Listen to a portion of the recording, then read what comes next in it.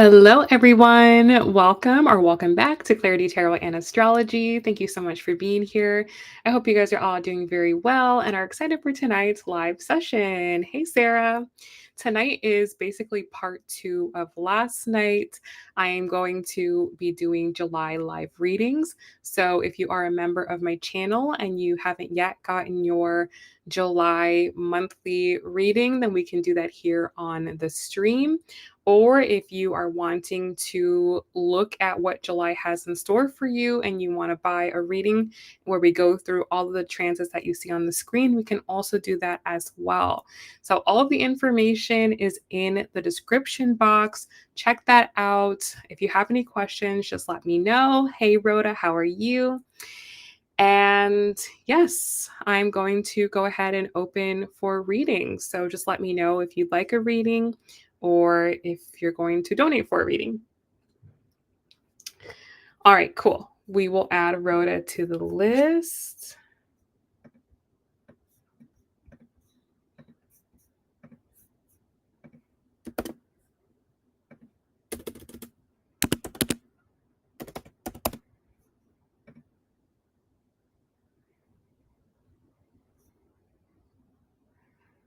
I know, I figured we went on pretty late last night, so no worries. Glad you're able to catch me tonight.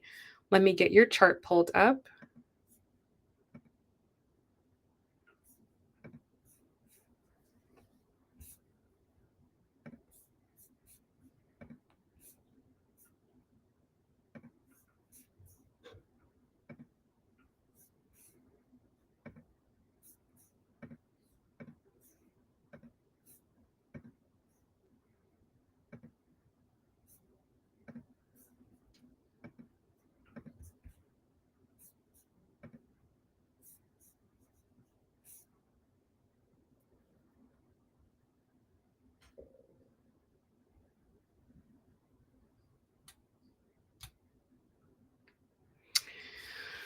All right, so this is for Rhoda. So today, July 2nd, we had the first quarter moon in Libra. So we are right now in this Cancer lunar month.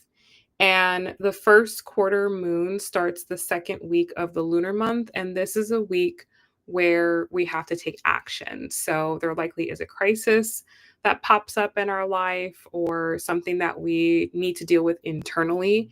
And we work through that during this week. So for you, the first quarter moon is happening in your sixth house of work, health, and daily routine. So going back to the new moon in your third house, this is a month for new mindsets and for new ways of thinking and communicating.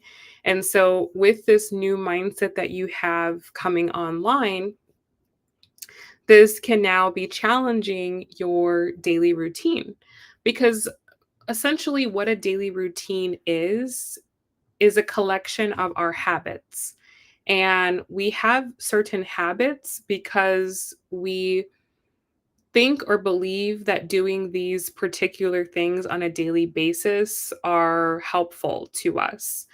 So, as your mindset begins to change, and as you do a lot of the healing that you're doing behind the scenes, your daily routine is likely going to change as well, because there could be things that you were doing on a daily basis that now you realize are not helpful or are not in alignment with your new mindset. So, you can find that this week you're like changing different things about your daily routine.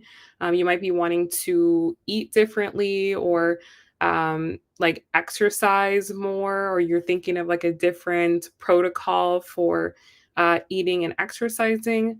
This also could become a challenge with your work, with your coworkers. Like, you know, maybe you're not on the same page as them, or you're realizing how you and your coworkers are like very different. So that could be a big theme this week in particular.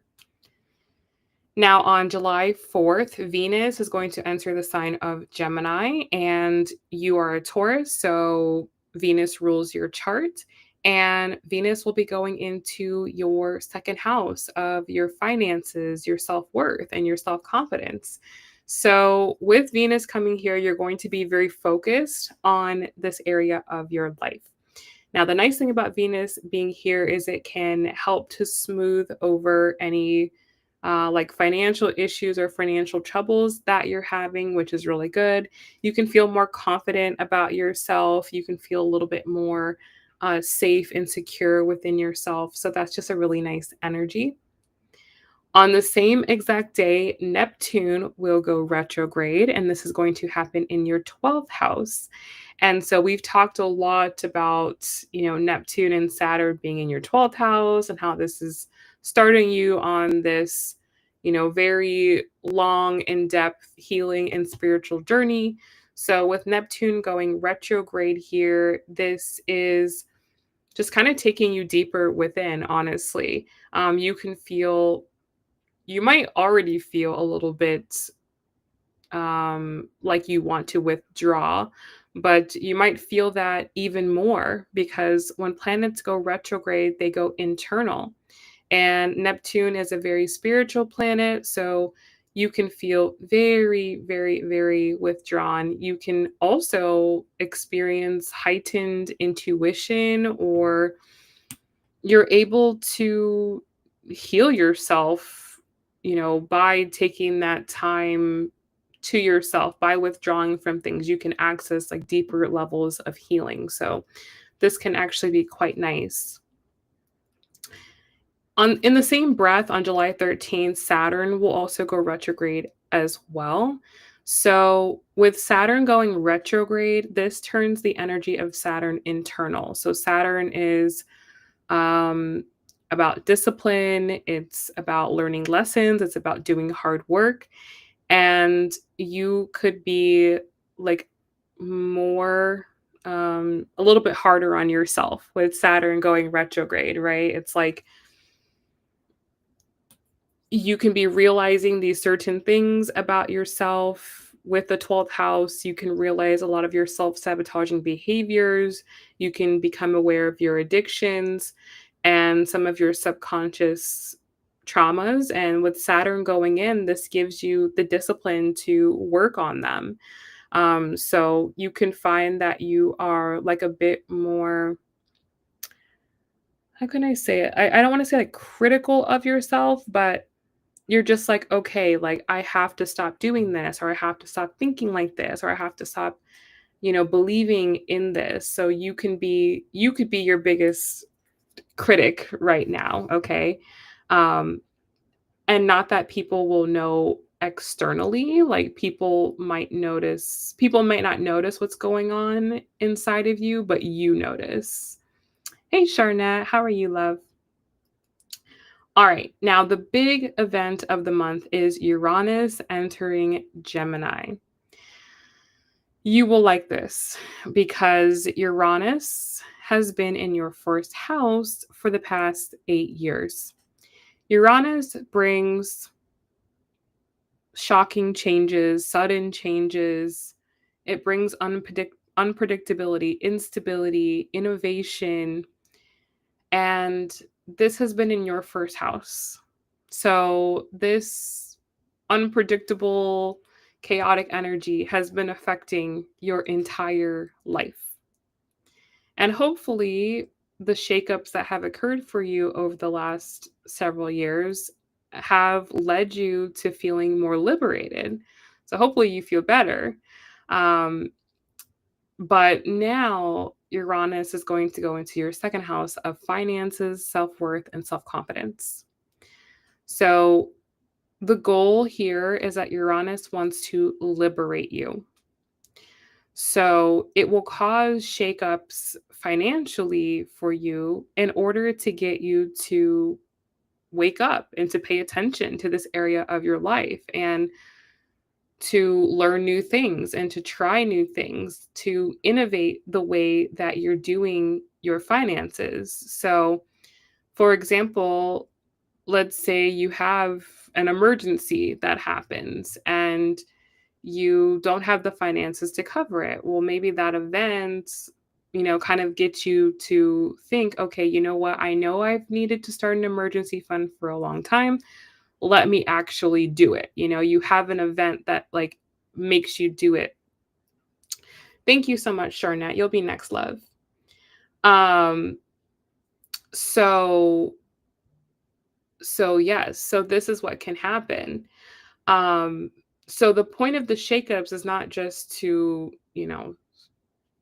ruin your life. It's to help you, to get you to, realize, hey, the energy of Uranus is like being pushed into the pool. It's like either you can jump into the pool on your own, you do it on your own free will, or all of your friends come and get you and throw you in.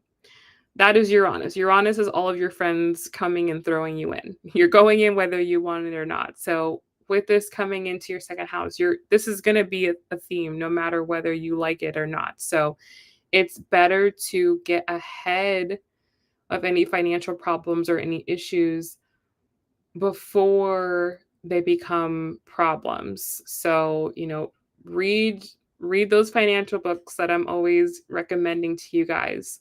The Wealthy Barber, The Richest Man in Babylon, The Millionaire Next Door, The Millionaire Mind, Rich Dad Poor Dad, right? Start educating yourself. And that's a part of the third house energy that you have going on for you, not only with the new moon that's occurring this month, but with Jupiter, which is about learning in your third house for the next year. So, this is a great time for you to learn about financial freedom and, um, different methods for saving and investing money. All right, so that's a longer term transit. You don't have to have it all figured out right now, but you know, expect the unexpected when it comes to your finances. And also know that that can be a good thing too. Like you can have a sudden windfall of money that comes in as well. Or you suddenly get a, you know, large promotion as Uranus does rule your 10th house of career, right? Maybe you go into a new career, maybe you go into a new field and it proves to be quite profitable. Then on July 10th, we're going to have a full moon in Capricorn. And so this for you is in your ninth house, where you have this big ninth house stelliums. And you said, I have made some moves to saving. I'm just not that great at right now. Of course, this saving is a long term thing. The longer you do it, the better the benefits of it you receive. So, just stick with it for the long run. Yes, and you could actually get a lot of raises during this time. Um, you're going to have Venus in your second house. This could bring a raise um, during that time, or you're really starting to get your footing in terms of your money. And yes, over the course of Venus and Gemini, you could start to see yourself making, more money than you've ever made before. Okay. Natasha, thank you so much. I will add you to the list, my love. All right. So, yes, full moon in the 10th house. This is in your ninth house of your beliefs, your philosophy, your worldview. So, with the full moon here, this is really showing you what's going on with your higher self, okay? And this is going to happen at 18 degrees, which is a Virgo degree, and Virgo rules your fifth house of love, dating, and romance. So one thing that could be popping up for you, I know that you did mention something about somebody. Um, but one thing that can be popping up for you is understanding your past mistakes in love and working through that. But with this full moon at the ninth house, this can help you to see the situation from a higher view, from a higher perspective. And this can help you to integrate a new, more helpful mindset for one, but it also can help you to um, develop a new philosophy when it comes to, love, dating, and romance as well. So, this is going to be a very interesting full moon for you because it's less about something happening in the physical world and it's much more about you getting clarity about why you entered into past relationships and what part of your philosophy was wrong at that time. And by understanding what was wrong, it can help you to understand what is right.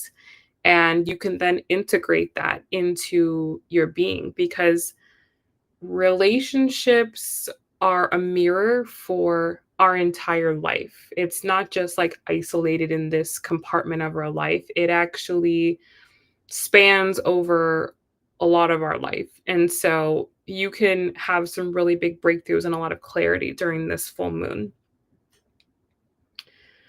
Then on July 17th, we'll have a third quarter moon in the sign of Aries. You said, oh my God, I think that's the hardest lesson I have learned. Yes, especially with you having Pluto in your seventh house, I would imagine so. On July 17th, we'll have a third quarter moon in your 12th house. Okay, so a third quarter moon is the final week of the lunar month. And this is a time where we are rethinking, we're reviewing, and we're making changes. And so this is happening in your 12th house. So there's a lot that you are going through behind the scenes, okay? With Neptune retrograde here, with Saturn retrograde here, you are doing so much inner work. You're doing so much spiritual work. You're doing so much healing. And after that full moon, you're likely going to be able to let some things go. There's some forgiveness that I feel you'll be able to give. You'll be able to let something go. You'll be able to heal from something. And that's going to help you to move forward feeling a little bit lighter, with your plate a little bit lighter. Now, on July 18th, Mercury will go retrograde. Yay. This for you is happening in your fourth house of home, family, and your emotional well being. So, this is what you're going to be focused on at this time. Now, yes, this can be literally, happening with your home, right? Something could be happening with your home. If you have roommates, something could be happening with your roommates. If you have family, you might have to have some important conversations over with them. Yes, but I feel like what this is saying more is rethinking the foundation that your life is on. Because the fourth house is your foundation. It's the ground that you walk on in this lifetime and that allows you to enjoy this life. It allows you to go out in the world and connect with people and develop yourself and, have a career. You need a strong foundation to stand on. And for you, I feel like what you're kind of realizing throughout the month is like, maybe I didn't have the best foundation growing up, or there are certain things that are important to me now that I need to incorporate into my foundation. And a big part of that could be financial for you. You might be trying to build a stronger financial base for yourself to stand on so, you can have stability and you can move forward in life doing the things that you want to do. So that's what I think this Mercury retrograde is talking about for you a little bit. It's a bit deeper than just like your physical home living situation. It's more about working on the foundation of your life and rebuilding the foundation of your life. You said, yes, I've been having several breakdowns lately. Finally starting therapy this week. Yes. Yes, with all of this energy in your 12th house, like this is deep. This is intense, you know. You have to think like we're carrying around this weight from decades, and it's a lot to face all at once. So just know that it's normal, you're on the right path, and you're doing the right things. Then on July 20th, Mars will conjunct the South Node. And this is going to happen in your fifth house of love, dating, and romance. So, wow. Um, we talked about this in my Mars and Virgo video, but again, this goes back to, you know, your past dating situations. This also refers to your children as well. This is bringing a faded ending here, and not like the end of a relationship. It's the end of a certain way of doing connection, a certain way of doing partnership, a certain way of connecting with your children. Like you're getting rid of an old way, your old way, and it's making space for a new way to come in because Mars rules your 12th house of the past and of healing and, everything we're talking about, spirituality. And this coming in contact with the South Node in your fifth house is like allowing you to have this very powerful release of karmic energy here. So, any karmic energy that you have had with a past lover or that you have with a child can be released during this time. Again, really, really making your load quite lighter. Then on July 22nd, the sun is going to move into Leo, which is your fourth house of home, family, and emotional well being. On July 24th, we'll also have a new moon in Leo. Okay. So there's going to be a lot of energy around this home and family area of your life. Again, because you're purging so much this month, because you're letting go of so much this month, you're really having to restabilize yourself. You're having to go back to the roots. You're having to go back to the foundations and the basics. And, you know, your current living situation might need to reflect the inner changes that you're doing, or an issue that you're having with family. Maybe you're needing to work out, you're needing to put things on a different trajectory with your family. So I would say, like, this month, it starts off with you doing a lot of the inner work. And then at the end of the month and next month, you start doing a little bit more outer work, but it's more focused primarily on your home and your family and starting to get that in order. Because from there, once your home and family is in order, the rest of life flows. Okay. You said, I have been praying for a change for the better when it comes to my kids. Yes, that is coming. That is definitely coming very, very, very soon. So keep praying for that. Finally, on July 30th, Venus will enter Cancer, and this is going to be in your third house of your mindset and your communication. So this can allow you to have better communications. This can allow you to just have an easier time communicating with people. Your speech can be a little bit softer and nicer, and people just want to listen to you. They want to talk to you, and you can use that to your advantage to have some important conversations that maybe you're needing to have. Okay. So this is what is going on for you this month. Just take your time, take your time, go within, do your healing. Yes, do your therapy. That'll be wonderful. Read, journal, meditate, all that good stuff. Like all of that will help to keep you sane during this time. Okay. So I hope that this was helpful.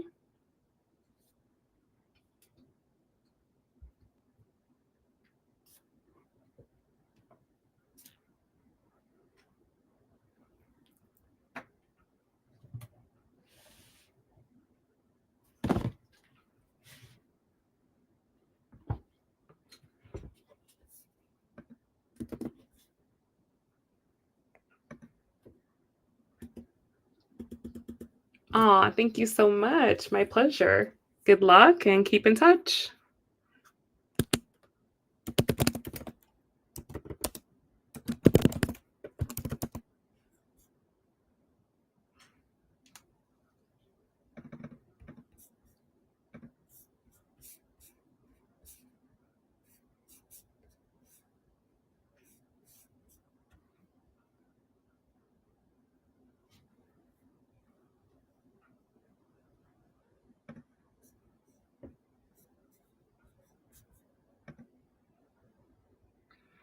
All right, so next up we have Charnette and then Natasha.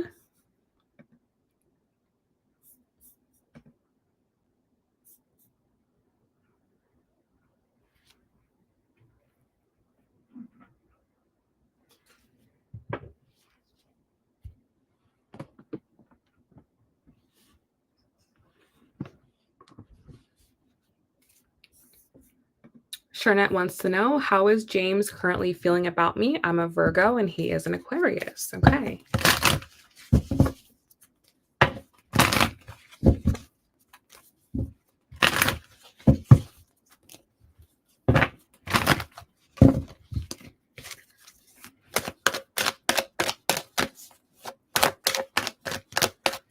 So most important messages for Charnette, please. How is James currently feeling about her? How is he currently thinking about her? How does he feel about their connection?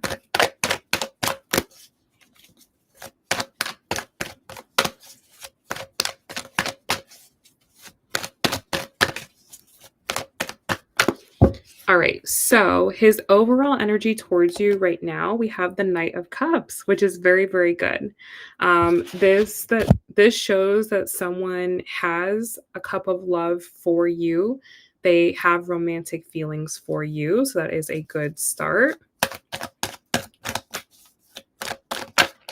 The way he's currently thinking about you, though, I have the Ten of Swords.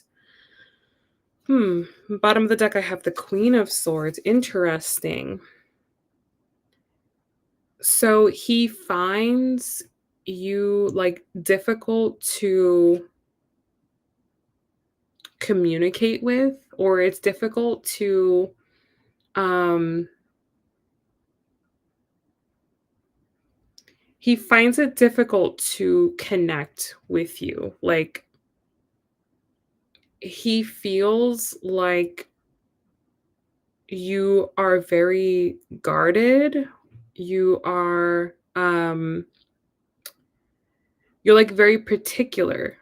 It's like you want him to be a particular way, you want him to act a particular way.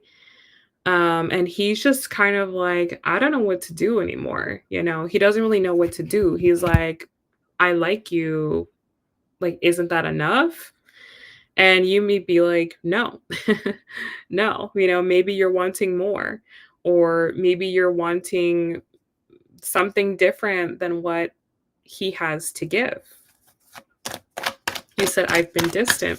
He feels that. He feels like it's very hard to like get to your heart space. The way he feels about you, we have the Magician. All in all, like he does enjoy your company. He does enjoy your friendship. He likes being, connected to you. But again, like you might be wanting more than that. You might be wanting more than a friend. You might be wanting more than someone that just has, little feelings for you. You might be looking for something bigger than that. The way he feels about your connection, we have the Four of Swords. Yeah, like I said, he's kind of lost. Like he's stuck right now. He doesn't know what to do. He doesn't know like whether to do more, to do less. He's trying to get clarity about that in this time apart from you, in this kind of period of separation. He's trying to figure it out, but I definitely feel that he is lost. Okay, the challenge with him, I have two things. I have the Page of Swords and I also have the Nine of Swords. So, number one, he could be someone who is like a little bit um, anxious, or he gets in his head. And once he's in his head, it's like impossible to get him out. He's very, very logical. I will say that. He is very, very logical. And when he likes someone, normally someone would show you that they like you, right? They would do things or say things to show you that they like you. He's different. Like he likes someone and he just thinks about the fact that he likes them. But on the outside, you would be looking at him and you wouldn't know what's going on behind the scenes. Meanwhile, on the inside, he's totally into you. And that's what I get from him, is that this is someone that is just way more logical. They think about things, they don't necessarily express them. They're not necessarily romantic or emotional. And I feel like this is just a part of who he is. It's a part of his personality. So it doesn't feel like he's like trying to ice you out or something. It doesn't feel like he's like, being trying to be mean to you. It's just that this is just who he is. And this is very characteristic of Aquarius. They are ruled by Saturn. So they're very cold. They are very, disciplined. They're very hard. And Aquarius is an air sign on top of that. So this makes this person go more in their head and kind of be stuck in their head. It's almost like being in mental prison in a way. So this is just his personality. You said yes, he's very aloof. That is so funny. So, clarifying the Knight of Cups, we have the Emperor. He feels like you are like just doing your own thing right now. Like you're doing what's best for you, you're doing what's right for you. And he's not mad about that. He's not mad that you feel that you need to like protect yourself, or you feel like you would rather just like do your own thing, because um he's also very, how can I say it? Like he's also very, he's fair as well, He's not a jealous person. He's not a um territorial person, Like if you feel like you want to be distant, like he's okay with that. So he's not mad at you. Like I have to just say that again. Like he's not mad at you. And he knows that he is very he knows he's aloof, right? This is not anything new. He knows this about himself, but he can't change who he is, he can't change his personality. Hi, Gorgie. Yes, I will add you to the list. Yes. Clarifying the Ten of Swords.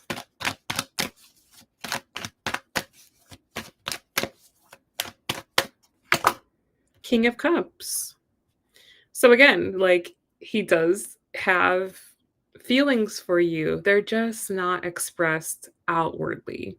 They're just not. It's just who he is. But you can rest assured that behind that cold face or that aloof exterior, there are feelings there. Just for him, the way an Aquarius feels feelings is that they think about them. They're like, "Ooh, I when I think of you, I'm happy." Like that's how an Aquarius feels feelings, as opposed to like you, like a Virgo, you would feel a feeling and you actually feel the feeling, or it drives you to take a particular action. That feeling drives you to do something nice for him. So, this is just a matter of understanding his way of expression.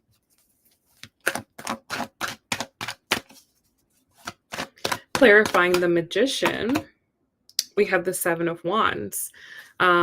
He also feels like both of you might have a lot going on. Like there might be distractions that you both are facing as well. So there are other things in your life that are just a higher priority than your connection. So that's going to be different for both of you. But he feels like that is contributing to the distance or the space between you. Clarifying the Four of Swords, I have the Ten of Pentacles.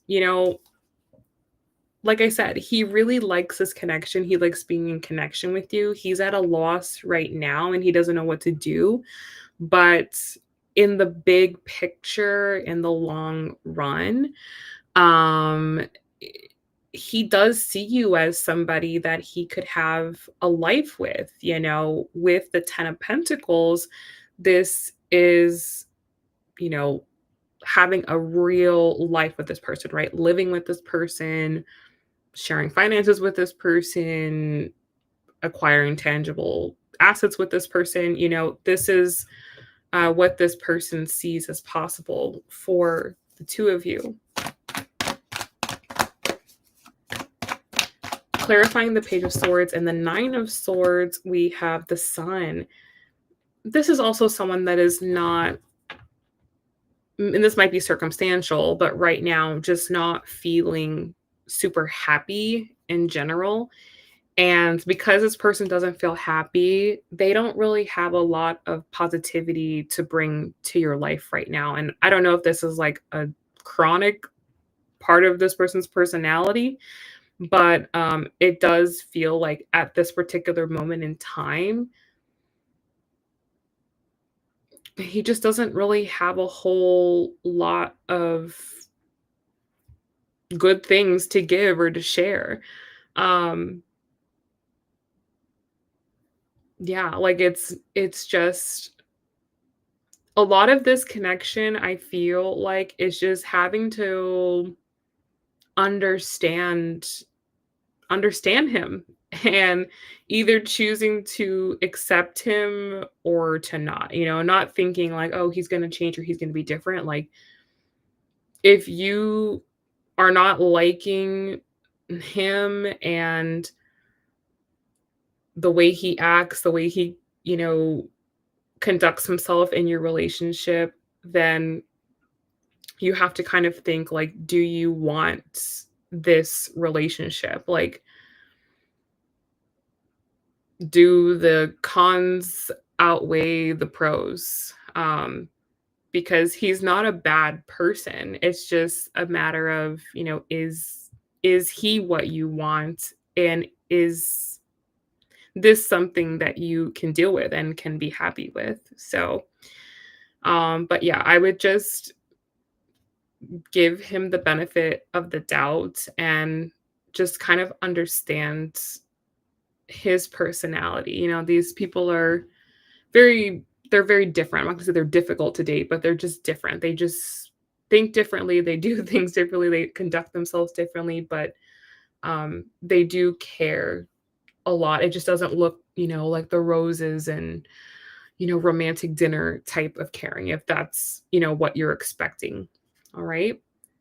So hopefully this is helpful for you.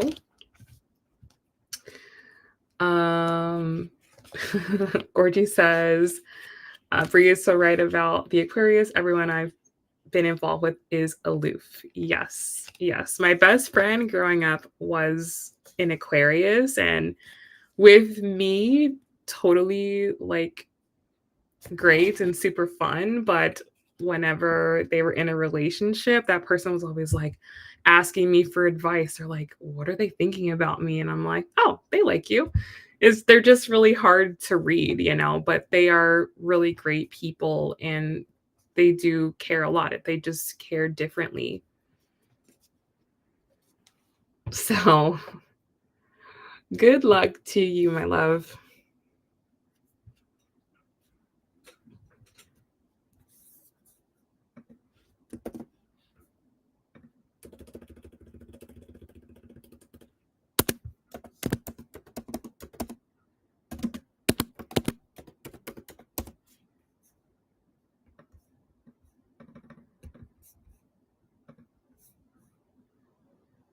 You're welcome, babe.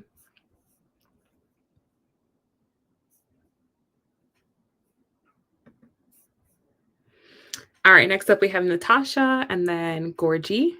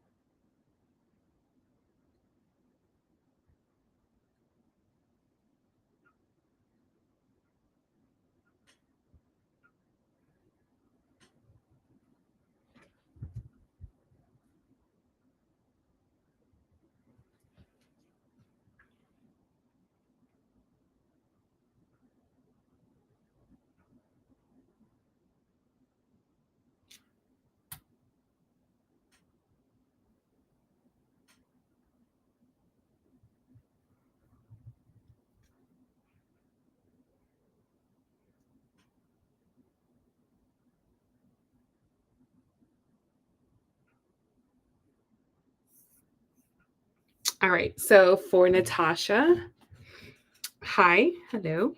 How does Stefan Aquarius, funny another Aquarius, feel about me? He's a coworker. All right, let's see.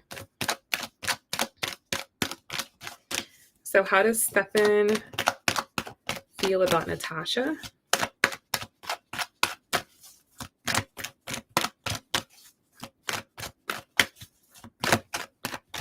His overall energy towards you is the Seven of Pentacles. Interesting. He feels like you are,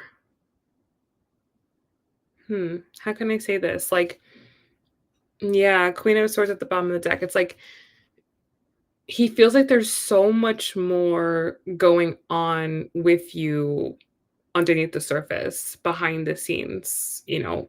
Obviously, when we're at work, we're not like 100% ourselves. There's a little bit of professionalism that comes out. And so he definitely senses that you have a lot more going on behind the scenes. He also senses that you're like in the middle of a big life change, or you're contemplating a life change, or you are like not happy. He senses in some way you're not happy um, with something about your life. So he feels like you're kind of like I don't know. Let's say he sees beneath your mask. Okay, so he's like very in tune with the real you, the way that he thinks about you. Okay, I have two cards that want to come out. I have the Moon, interesting, and the Knight of Wands. Okay, so he finds you very attractive.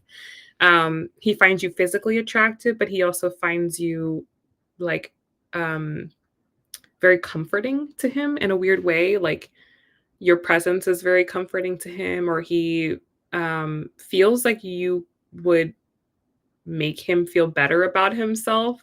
I know that's kind of weird, but like he senses that you have like very good nurturing energy, and that also makes him attracted to you as well. The way he feels about you.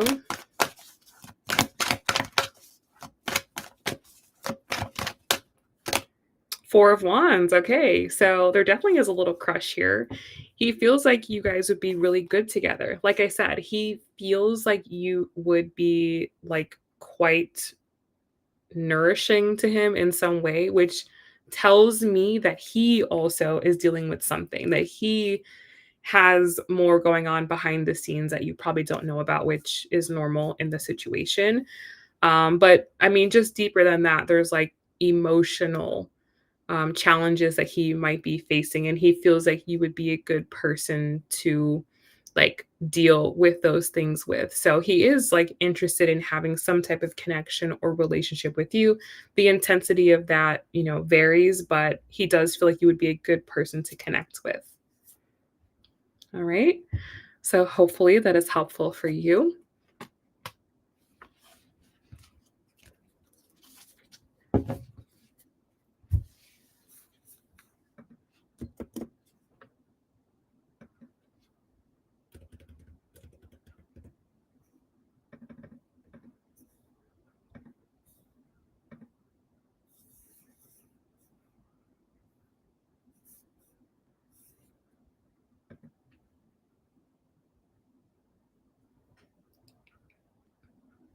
Next up, we have Gorgie.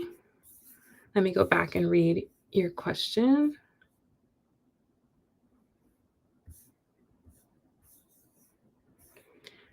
So Gorgie says, hello, hi. A bit anxious about the busy month coming up.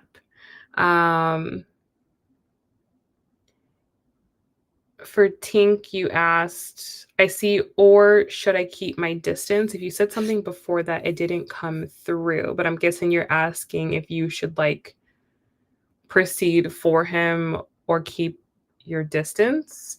Um, I could pull more cards for you if you would like, but I think it's always better to let that person come to you. That would be the best case scenario.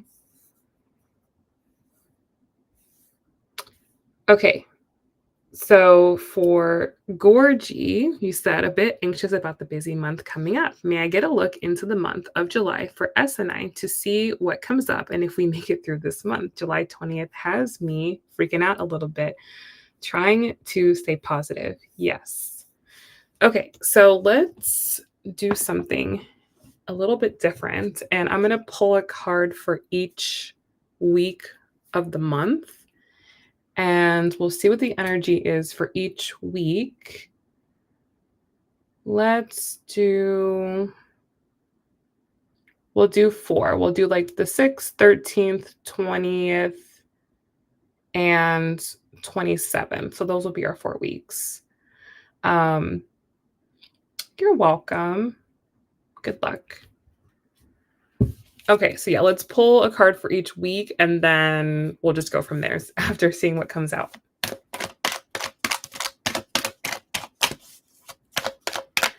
So, most important messages for Gorgie this week in regards to Steve. What can she expect this month, week by week? What will be the outcome of the month? Okay, so I already have some cards. So week 1, I have Queen of Cups. Week 2, I have the Fool.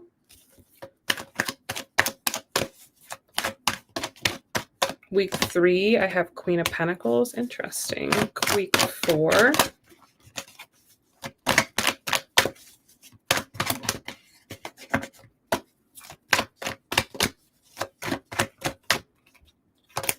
Nine of Swords. Huh. Okay, bottom of the deck, I have the Two of Pentacles. Okay. So with the Two of Pentacles at the bottom of the deck, I feel like there's no certainty this month. I mean, there's no certainty, in general, but like this month, what you're really grappling with is the feeling of uncertainty. There's not going to be certainty. And that is coming online for everyone, right? With Uranus going into Gemini, this is really going to be disrupting things. As soon as you think something is one way, you're going to find out it's another way. And so that's more of what you're grappling with, less than I feel like something happening specifically with him. It's just the not knowing that is the hardest part. And you could get information this month and then it's like, okay, but like, what does this mean? And it doesn't really mean anything, it might not really mean anything. So I would say, like, don't read into anything too deeply or don't take anything that he says like too seriously, right? Because look, Mercury is retrograde, and for him, this is happening in his 5th house of love, dating, and romance. So, no certainty, right? Everything is up in the air and changing, and that's what I feel the hardest part is. So, week 1, I have the Queen of Cups. So it feels like things are pretty good between you guys during the first week. You're feeling good. You're feeling certain or emotionally stable. Week 2, we have the Fool. So it feels like you are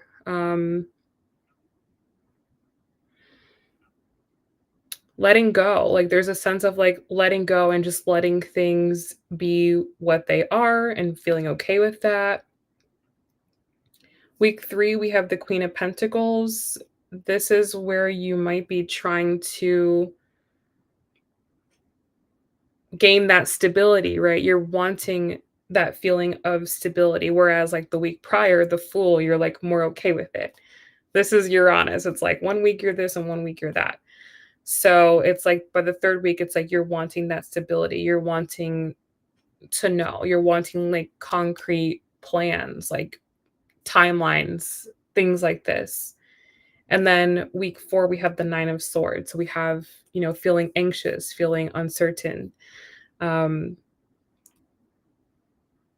but it's funny because when I tap into his energy, I feel like he is not doing anything. It's almost like he is completely still, but you're like up and down and back and forth, but like he's not doing anything. So I think the biggest challenge this month is just going with the flow, just going with the flow. And that is the hardest challenge for everyone because we're in a Cancer lunar month. And so this brings with it uncertainty and inconsistency and waxing and waning and all of this. And this is just what you have to deal with. And remember the message I gave you for, I think it was the oracle message I did at the beginning of the month. I can't remember, but, or for the new moon, I said, something could happen this month, but you don't want to throw the baby out with the bathwater. And that's what I feel like is happening this month. It's like, don't let your emotions get the best of you because it's just temporary, they're just temporary. And just look at the facts, just look at the facts of, what he's doing and what he's saying as opposed to like the way that you're interpreting it, because you could interpret it completely wrong. You said he is not wanting to make any changes or move until his son goes back to university mid-August. So yeah, it might just be like a bit of a standstill this month, and they could be hard to just like accept, okay, there's just nothing that's going to be happening. There's going to be no progress. It just has to be, what it is. And I think like you can make it through the month. Like I don't think he's going to be like, okay, yeah, I don't want to talk to you anymore this month. I think the biggest thing that will happen is that your perception of the situation, you know, can be in flux. And he said, and has told me that this is going to be a long process and it scares him falling so hard and quickly. Yes. Yes. So yes, like this is the thing. It's your emotions, right? Both of your emotions are going to be like so intense this month, but don't take don't take it so seriously, Don't make any long-term decisions based upon the things that you're feeling and the things that you're saying to each other this month, because you're just giving each other words, but like that's really it. It's just words or it's just sensations, but it's not real. So just get through this month. Like don't be anxious, don't be worried, like just let everything happen. Okay? Just let it happen, whatever happens. But don't let go, Don't let go. Don't give up. Don't lose patience, because in the long run, when you come back to reality, when we get into Leo season and Virgo season, you come back into reality, it's going to be like, oh, like, why did I do that? Why did I say that? Why did I give up? No one's going to be in the right mind this month, with all the changes with Uranus, Gemini, with Mercury going retrograde, so just don't let your anxiety get the best of you. Yeah. Yeah, like you got it. You've got it. Just stay cool. So, I think you'll be fine. Like I said, Queen of Cups first week seems like you're fine. Second week seems like you're fine. And then the third week it's like you're wanting to know. You want to know, you want, plans, you want details, and he might not be able to give them. And then Nine of Swords, that leaves you feeling anxious and not knowing. But like he said, it's a long term process.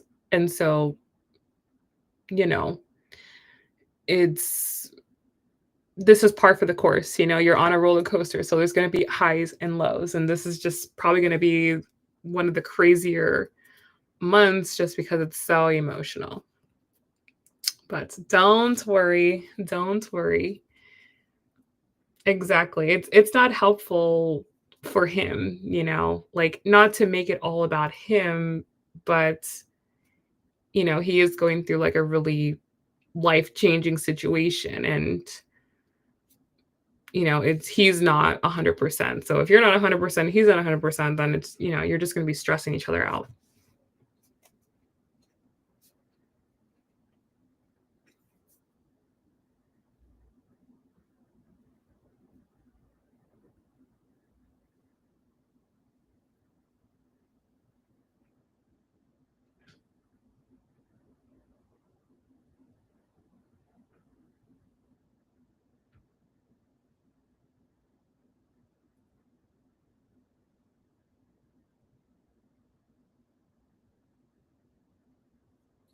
You're welcome. Good luck. Let me know how things go.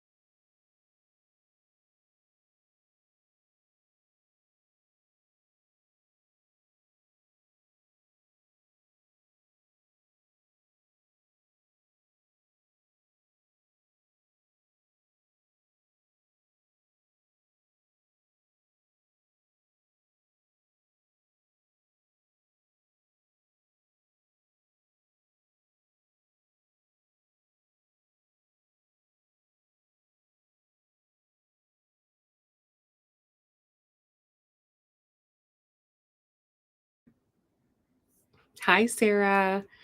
So I just want to try to clarify um, your ultimate question so I can tell you which reading to get. So, are you wanting to understand like the compatibility and synastry between the two of you? Or are you trying to figure out like something specifically about him?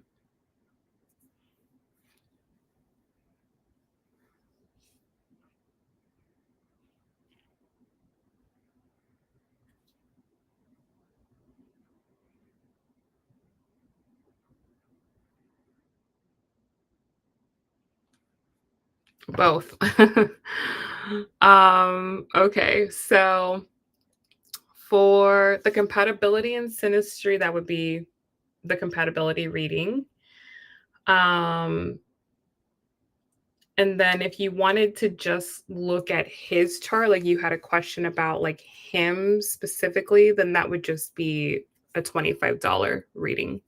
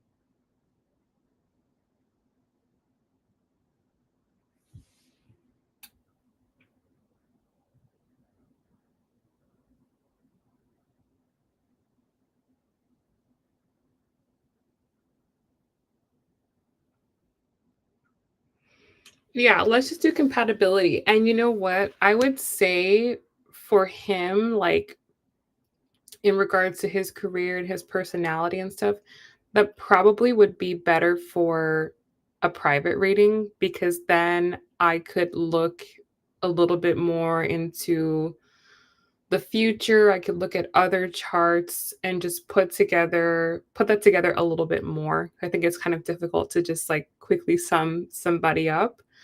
Um so yeah, I would probably do more of a private reading for like him, about him, but your compatibility, yes, we can definitely do that.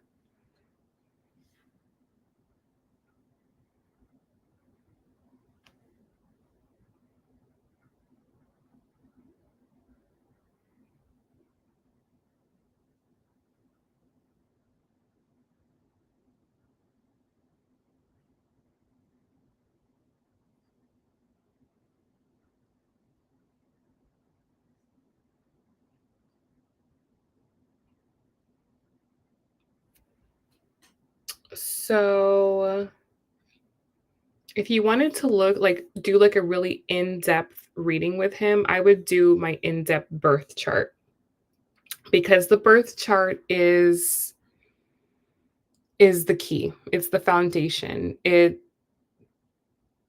is like the main one, and when you have a good understanding of the birth chart, you have a good understanding of the person. So I would do that for him. I would get a really good thorough reading for him, and then from there you could just keep up with like the transits and everything, keep up with his solar returns, and then you would know, okay, what's going on with him this year or what's going on with him this month once you have that good foundational birth chart reading.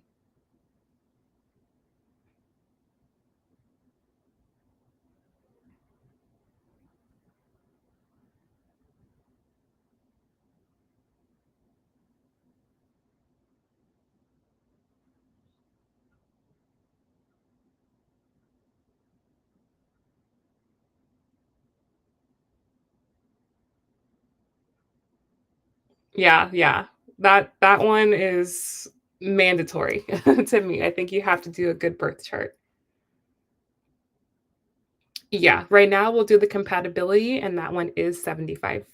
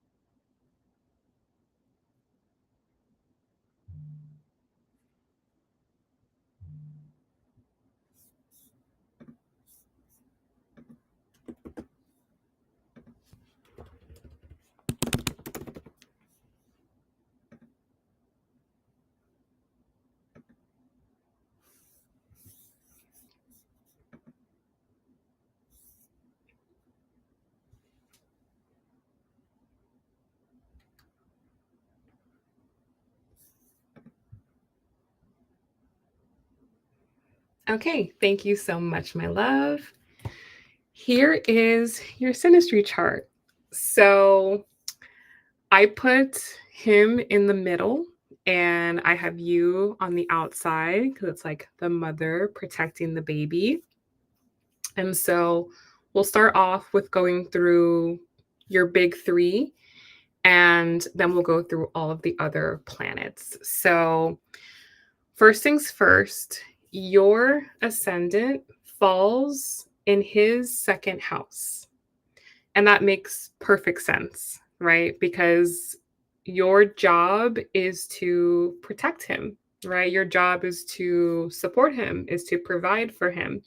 So you show up in his second house of money, of resources. In Vedic astrology, this is the house of family because the family supports us. So you give him this support. Now, his Pluto conjuncts your ascendant, and this is a big deal, okay? Because Pluto is the most intense part of someone's chart. So he brings a lot of intensity to your life. Okay. He causes you to experience transformation, right? Death and rebirth. And Pluto relates to pregnancy and birth, right? So he is your he is the physical representation of a transformation that you went through. And you always are aware of this with his Pluto on your ascendant. It's like you're always acutely aware of the fact that this child has changed your life permanently, right? Life will never and has never likely been the same since he's been here. And you're like always aware. Like when you look at him, you're like, oh my God, you know? So that's pretty crazy. Um, Now, his ascendant falls in your 12th house. So, this is really interesting as well because he's a part of your, how could we say it? Like, he's a part of your private life, or he is, hmm, how can I say this? It's like, and really, he has a stellium in your 12th house. He's like a soulmate to you. Like we could put it that way. He's like a soulmate to you. He's this part of you that it's almost like he has like become a part of your subconscious mind in a way. It's like you caring for him might be just very instinctual in a way. Um it's like you're always thinking about him even when you're not thinking about him. Like there's just a part of your soul, your subconscious that's just always focused on him.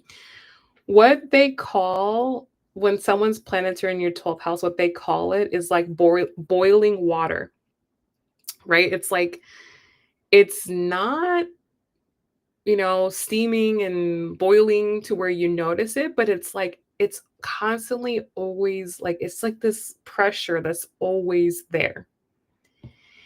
And this is how he can be for you. It's like even when he's not there, it's like he's there, you feel him, you sense him, you just are like very in tune with it in a way. Um and he's a part of your private life. It's like maybe since he's born, you don't even really feel like you have a private life. Like he's a part of your private life. Like he is always there, you know? The 12th house is like our bedroom. It's who we are. When we're in our bedroom, we close the door, nobody's around. He might be there, even when you close the door, he might be in the bedroom, it's like he's always there. He's always a part of you, really. Um, and, your Saturn is not conjunct all of this, but it's very, very close and it's in his first house. So this is like a responsibility. He is a responsibility, right? And that's a given, right? He's a responsibility for you. And with Saturn in his first house, you're responsible for his whole life. You're responsible for his physical body. You're responsible for his, entire well being. And it might be something that you do without really even thinking much about it. It's just like, yeah, this is just how it is. It's like such a part of you, um that it's like you can maybe not even know the difference between the two of you sometimes. Um you said, I think about him all the time. I just want to make sure he's good and that people around him know my presence. Yes, he tells me I'm in his heart. Aw, and he hears my voice of reason. That's hilarious. So yeah, there's like he really is like just such a part of you. And his moon is in your 12th house. So he enjoys being with you like privately, he likes private time with you, like undivided private time. He likes to have your attention. Okay.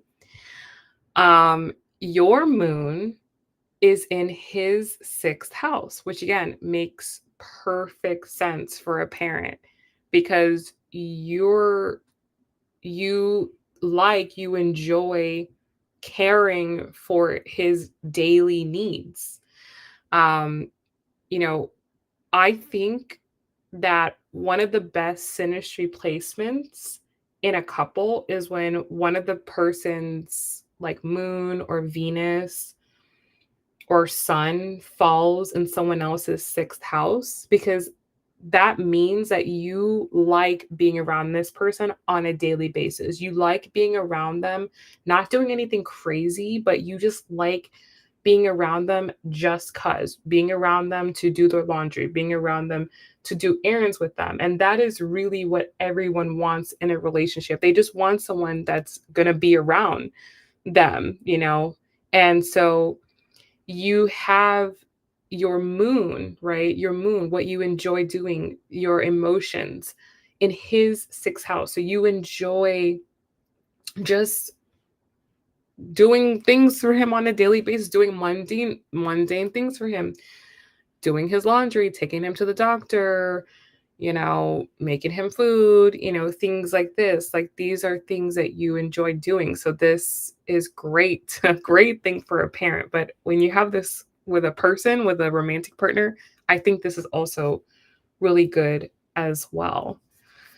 You said, oh my God, I enjoy making him lunch every day for school. Yes, and pancakes for breakfast. I feel like I'm doing my job. Yes, you naturally enjoy doing this. You said he's a lot sometimes, though. Yeah, of course, of course. Your Saturn is in his first house, so you're responsible for his entire life. This is a responsibility that you have. It's like his whole life and everything about him. So that's a lot. Caring for a whole other person's life is a lot. Now, your sun falls into his 10th house. Okay, so you are his authority, right? When we talk about like the 10th house in astrology and we talk about, oh, your boss, authority figures, you are your son's authority figure. You are his boss, full stop. Okay, with the sun in his 10th house. You are the god, you are the goddess, you are the rule maker, you are the structure provider, you are, the same way that as an adult we look at God as everything, like your sun looks at you as everything. And your Mars is here, your Venus is here. Okay. And this is also, I find this very interesting that your sun, Venus, and Mars are in his 10th house, because it's almost like you're the mom and the dad, with Venus being like the mom and the feminine, and Mars being the dad and the masculine. It's like you play both roles to him.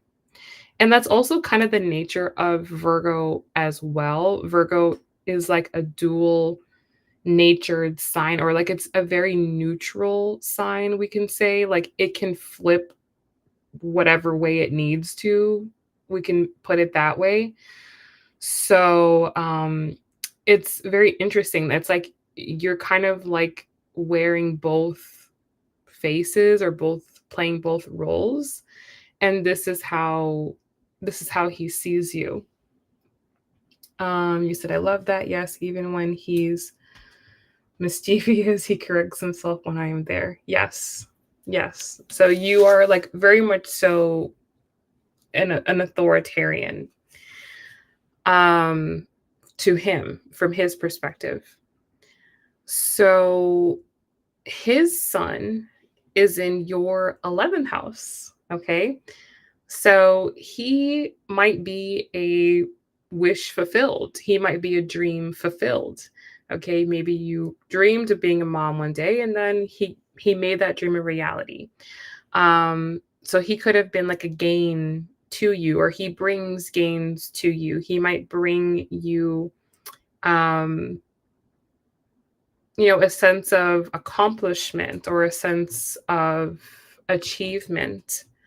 You might also consider him a friend as well. You might consider him a friend of yours, and you might enjoy, or you know, vice versa. He might enjoy doing things for you, doing things with you, like as like a friend.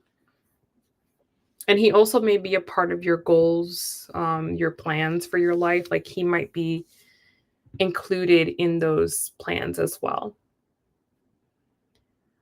All right, so then let's go around the wheel, starting with his first house. So we already talked about his moon and his ascendant being in your 12th, but his Jupiter and his Mercury are also in your 12th as well. And this is very fascinating. So from on one hand, he teaches you a lot. He teaches you a lot, you learn a lot. He is a big part of your spiritual journey. He's a big part of um he may be a part of your healing journey in some sense. He might be like a huge blessing, right? A huge blessing in the sense that without him, there are certain levels of healing, or of forgiveness, or of letting go, that you would not be able to um, experience. Okay. So he provides you with a lot, but just again, with the Mercury in the 12th house, it's like you might think about him a lot. Like you may borderline obsess about him, or and vice versa. He may also like think about you quite a bit. Like when you're not around, he might not say it out loud, like, oh, where's mommy? But like he might be like, yeah, where is she? Like, I want to see her. Like you guys might kind of both do that in a way. Like you just want to be around each other. Not necessarily doing anything or saying anything, but you're always constantly like thinking about each other. And yeah, with Saturn not conjunct this, but in the same house around this area, this can feel at times maybe a bit burdensome for you. Then your Uranus falls into his first house. So, he's very aware of your weird tendencies. Okay. So, This is someone that knows all of your weird quirks and weird things you do behind the scenes. He knows, he knows about them.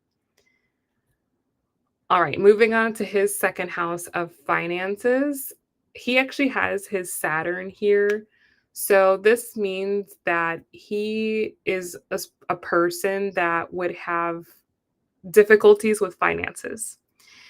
And the difficulties that he would have with finances is around discipline and patience and um, working for the long run, saving for the long run. This can be something that he has to learn in his lifetime.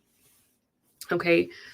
People with Saturn in the second house can end up being very rich in their lifetime when they understand, the basic concepts about finances and just do them over a long period of time. So you tell him, oh, just save $1 every day for 30 years. He does this, he becomes a millionaire. Okay. Like that's the type of things that people with Saturn in the second house have to do. They have to be very, very diligent about money over a long period of time, not making a whole lot of money, but just saving a little bit away. So teach him about savings. You could do like a savings challenge with him. Like they have books that you can do, like, okay, we save $1, and then when you hit $100, then we go and get a toy or something like that. They have like little PDF stuff that you can print out and do with your kids. So like those types of things would be really good for him and teach him like delayed gratification, the benefits of, okay, if you save your money, this is what you can do in the long run. Your Neptune is exactly conjunct this. So your like Neptune is where you can kind of be aloof or distant in some way. And so like you have to be very careful not to pass on any bad financial habits to him because he can soak these habits up from you. Okay. So I know you're starting to, really get into finances now. So just be aware that like your financial knowledge or education is very critical to him. Um, like he can soak up kind of your methodology like a sponge. So that could be for good or that could be for bad. So just make sure you're setting a good example for him. Then his south node is in your first house. This is a strong indicator of a soulmate.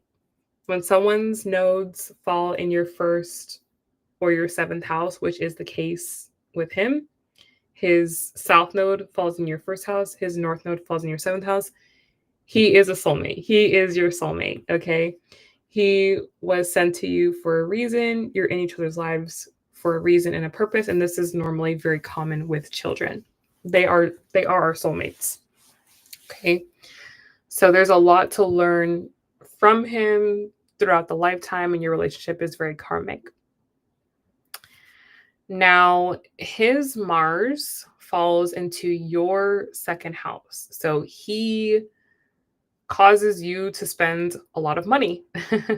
He might be an expensive kid. He might require a lot. So this can make you spend quite a bit. His Neptune and his Chiron fall into your third house. So you can have difficulties communicating or understanding each other. Um, with Neptune and Chiron here, it's like this can be a really big challenge. Like him feeling understood, him feeling like you get him on a deep level, or him feeling like Um, hmm. It's really important to have therapeutic communication with him. Like, your communication with him is very crucial to him feeling safe and secure um, in life, because he has a tendency to, his core wound in this lifetime comes from the family, comes from the home, comes from the mother. So, with this falling in your third house, it has a lot to do with your communication. Um, so he will be like a kid that's like, "Oh, I don't really feel like my mom understood me." That's the type of kid that he can end up being in the long run. So just try to meet him where he is, try to hear him out, try to be, as understanding and patient with him as you possibly can. But this can definitely be very, very difficult. And not just with you in general. This can also be with just the family. Like, he might not feel like, his family gets him or understands him, or he feels like his family is like distant or aloof in some way, shape, or form. Yeah. Yeah. So just try your best to just understand him, just meet him where he is.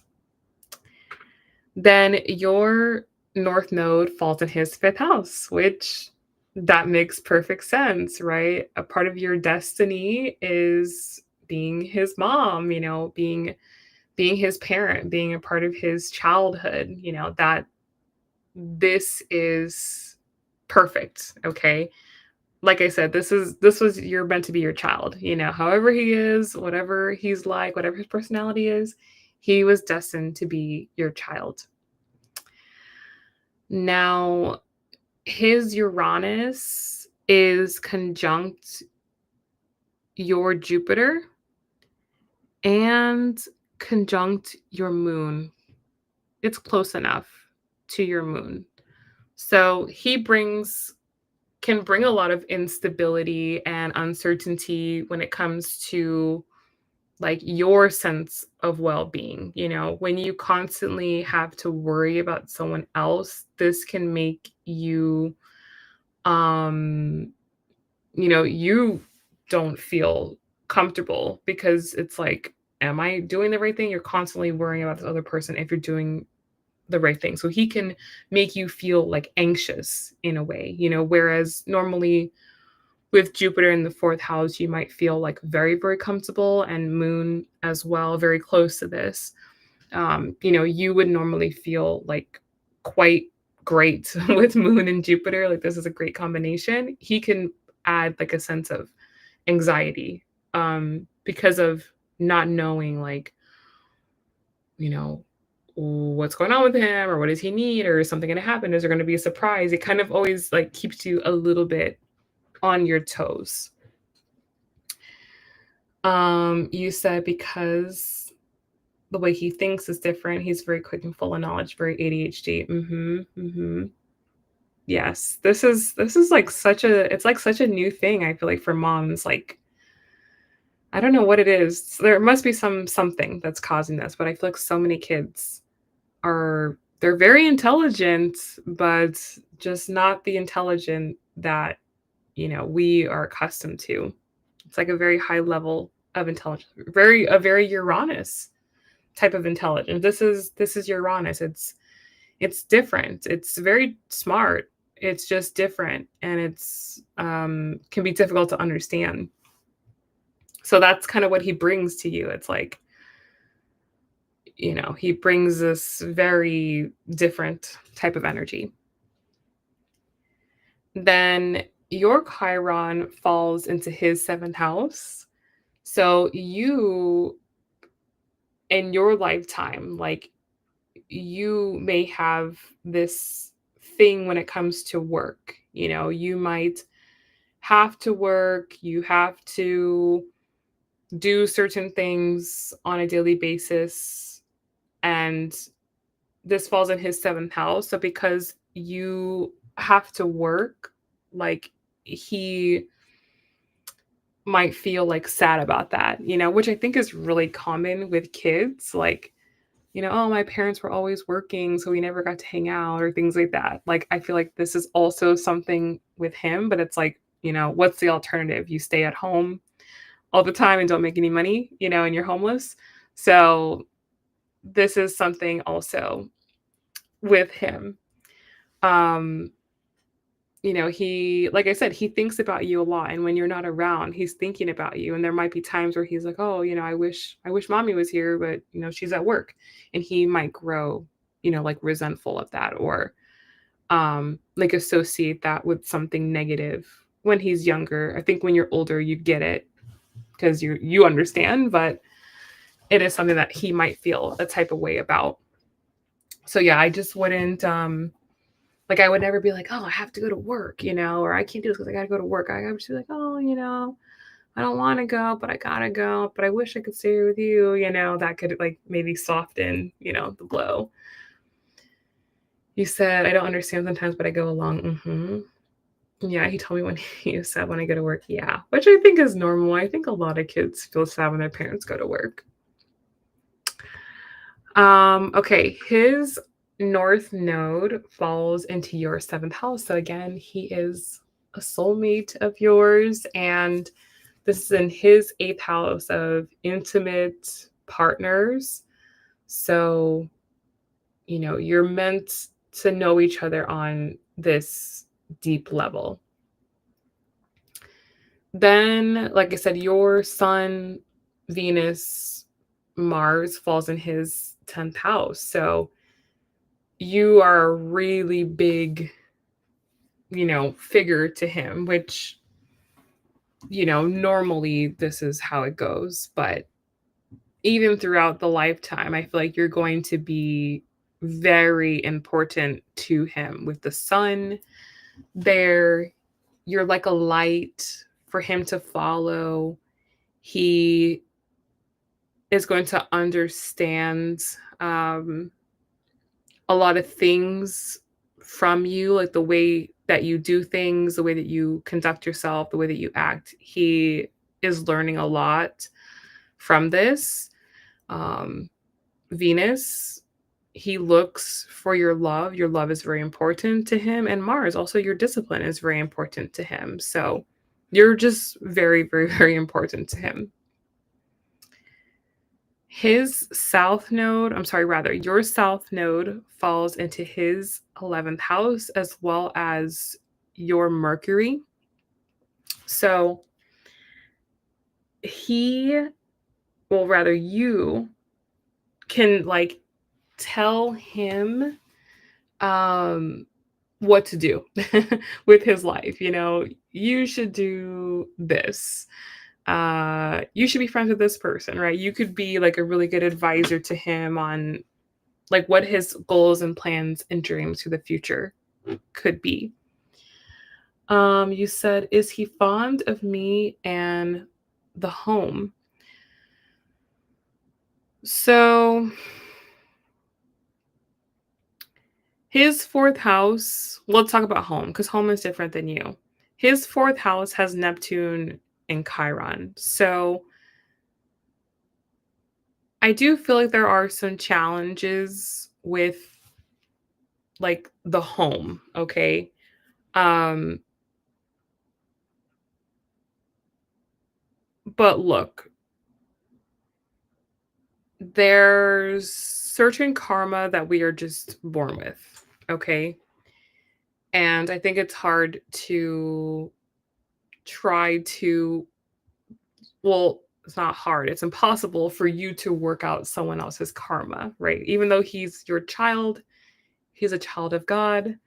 He comes with his own soul contract and lessons that he has to learn in this lifetime. So, with his Chiron in the fourth house, you know, there might be things that he has difficulties with or that, in the long run ends up being problematic or challenging for him. Okay.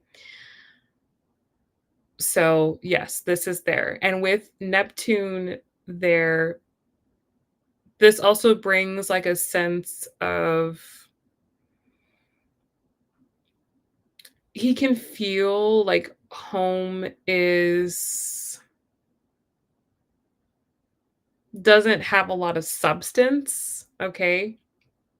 Like, yes, maybe he has a home and a family, but he just doesn't feel connected to it for some reason. Like,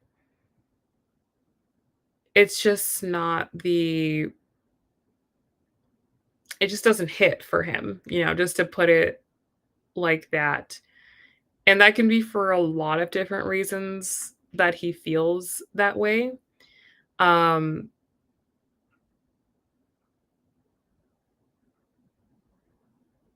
so yeah, like I don't wanna say like, no, he hates it there. Like, it's not that, it's just like, I don't know. It's like it doesn't really it just is what it is for him? Um, you said he did see my dad pass at home, wondering if that's a part of it too, since they were so close. Yeah, definitely. Chiron in the fourth, absolutely. That could make, you know, that could be something traumatic that he always remembers for sure. And then you're asking if he's fond of you? Yes. Yes, I definitely think he is fond of you. Um, he needs you, not just because he's your child, but he definitely needs you. He's very reliant on you psychologically, for sure. And so I feel like he looks to you for direction, he looks to you for guidance. Um, he looks to you for love, but he also looks to you for structure. So, you know, you're a very important person in his life for sure. Now, his Venus falls into your 10th house. So, this also lends itself to the feeling of like you like taking care of him, like you like I said, you feel like you're like doing a duty. Like he makes you dutiful. You feel like you are like providing him with structure and what he needs. So he gives you this ability to feel this way. Your Pluto, I think I mentioned this, but your Pluto falls in his 12th house. So you also are very important to his psychological and spiritual development and well being as well. And his sun falls into your 11th house. So I think I also mentioned this too, but he is like a dream come true or a wish fulfilled for you. So, look, I think the way to think about this is whether you are like fond of each other or not, okay? Whether he's constantly in love with you or not, and vice versa, whether you're constantly in love with him or not. You are karmically a part of each other's lives. And sometimes that's going to have its good, and sometimes that's going to have its bad. Because sometimes you need to be his authoritarian, and he has to accept that. And a part of him needs that, and he knows that on a level. And sometimes he gets love from you, and he also understands that as well. But it's like psychologically, you're very, very, very important to him. So it's like you just want to try to provide him with the best psychological relationship. And I would I would read the book Attach, because that talks all about um, childhood attachment theory and the psychology of children, and how that shapes us to be, either healthy or unhealthy adults psychologically. So that could be a really great read to guide you in forming the most secure attachment style possible, so that you don't breed by accident an anxious attachment style or an avoidant attachment style in him. So that's what I would that's what I would recommend. Um, but for the most part, I think this is really good. Like, I wouldn't be worried about anything necessarily, just trying to provide the best communication that you can with him and trying to provide the most stable home life, I think would be the two, like, warnings to be aware of. But besides that, I think everything else is good. You said he is agreeable when I explain the reason or why he should stop. Yes, because kids nowadays don't like to be told what to do. I think this is a Gen Alpha thing. If you think about it, what does alpha mean? It means they are the boss. So kids nowadays, the Gen Alpha kids, they want to feel like they are in charge. Okay, even though obviously we know they're not in charge, but they want to feel like they're in charge. So when you empower them with information and they can decide on their own, they appreciate this.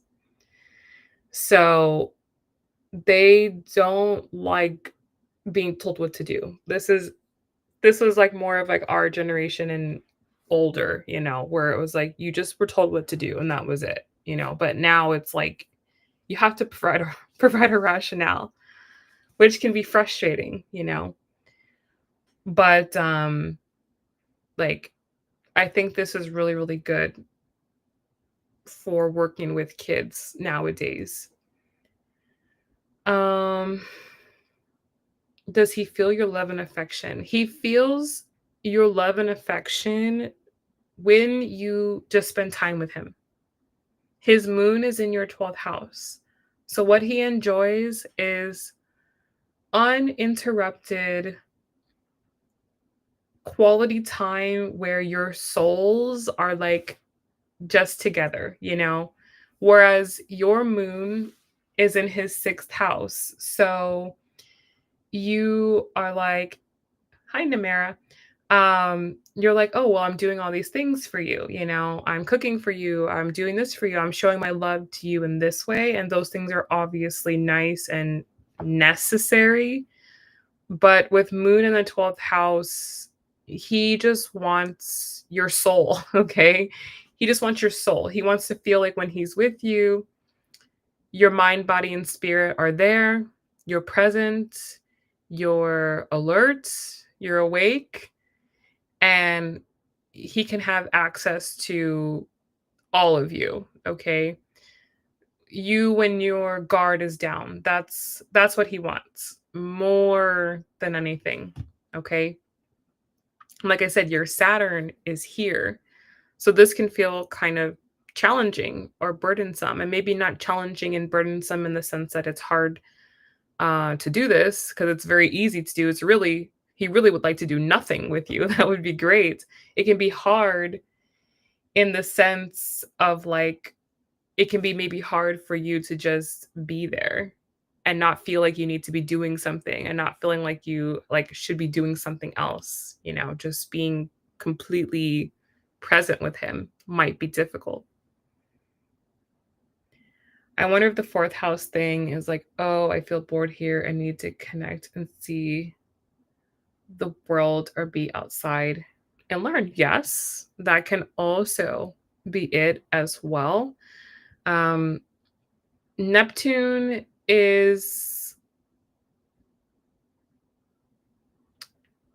It's so hard to explain because it's a more ethereal type of energy, it's like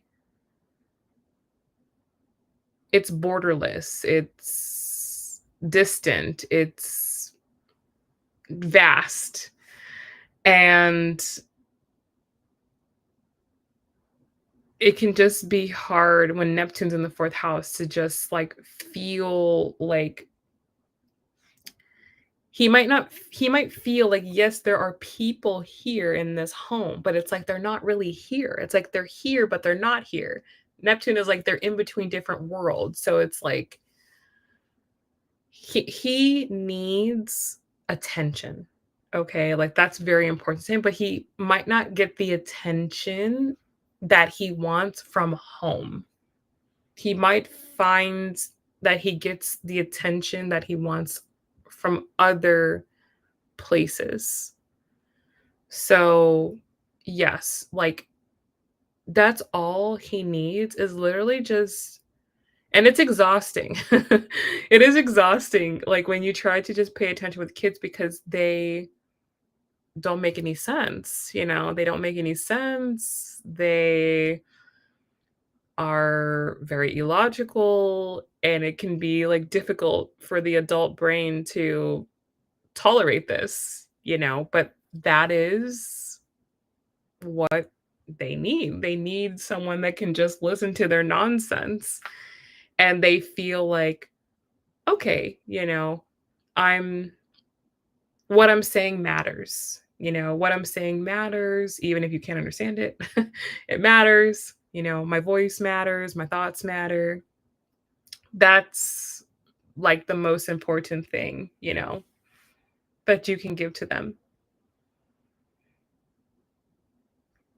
Work on my communication. LOL, he and I actually graduated from PCIT. Wow, okay. And I have phrases to use when I don't know what to say.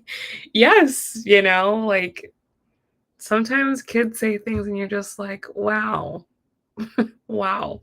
But obviously that's not therapeutic, so it's good that you've gone through this therapy and you have, phrases that you can say that will be therapeutic for him because that's the hardest thing for kids is to feel understood. And when they don't feel understood, that's when they go within, that's when they withdraw. That's when they just kind of feel like no one gets me, no one understands me. So, why bother communicating? So you just have to always like encourage it, even when you don't get it.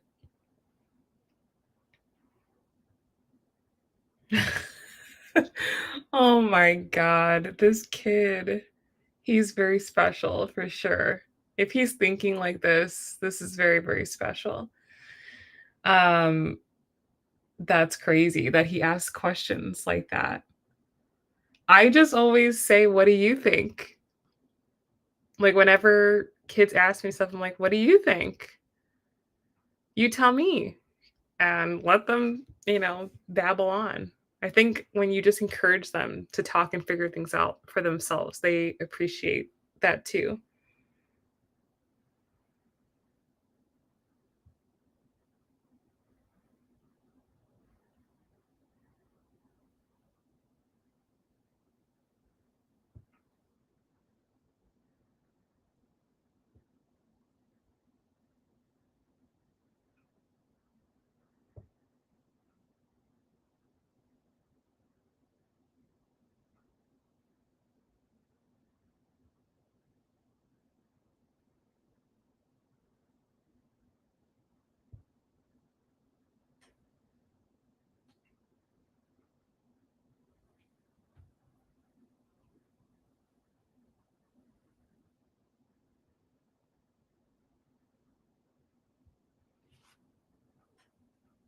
Yeah. Like, whenever my nephew is like, "What are you doing?" I'm like, "I don't know. What am I doing? You tell me what I'm doing." "Oh, you're doing this." "Oh, I am?" "Really?" "Oh, yeah, you're doing this." And then I'm like, "Oh, wow." And then eventually they just run away because you'll lose your brain cells, you know, trying to explain things to them. And especially when you don't have a good answer, it's like just make them, come up with the answer and, just stimulate their brain and their imagination.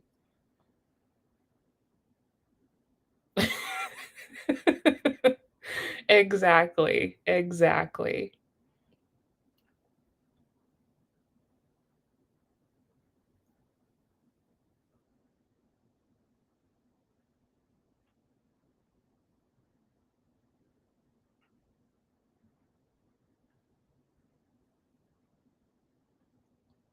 Yep, I can't wait until my nieces and nephews can just go Google stuff because I will tell them, "Go Google it. Go Chat GPT it."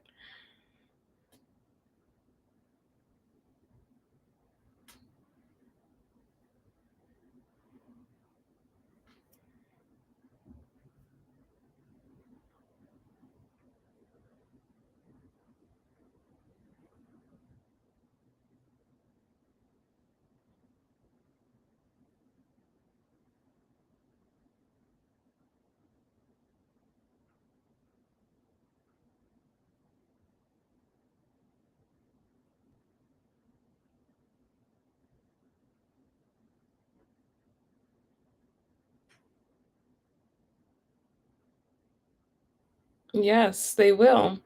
Yes, they will, and I think, like, you have to understand that you are not a human, bank of knowledge. Like, you don't have to know the answers to everything, and I think it's good to teach them that, like, adults don't know the answers to everything, and you can go and find the answers if you want, So, that's why it's like, and I think it's also good for them to know that you have boundaries, you have limits. You can't just ask unlimited questions. That would never be okay in the real world. Like, you could never just bombard somebody like that, So you're not being, like, mean to them. You're actually showing them reality that people have limits, right? You can ask someone a few questions and then that's it. Like, go play,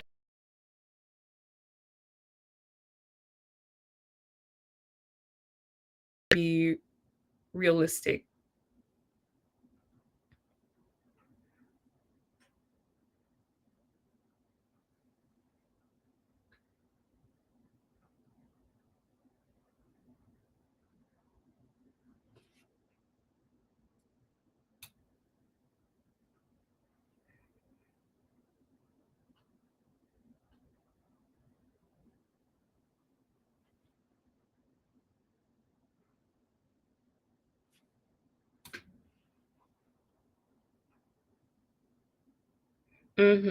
Yes, these are very good takeaways. Very good takeaways.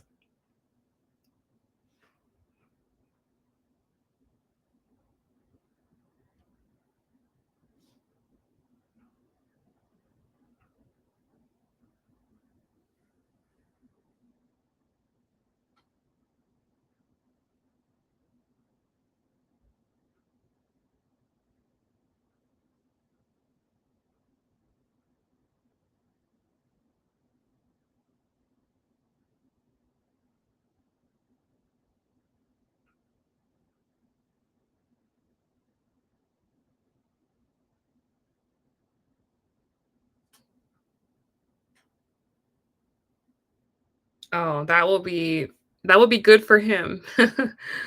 That will be good for him. That will probably, fulfill the needs that he has. He'll be able to fulfill the needs that he has on his own. But you are very, very welcome. Good luck, and just relax and just be present with him. That's it. Very, very simple.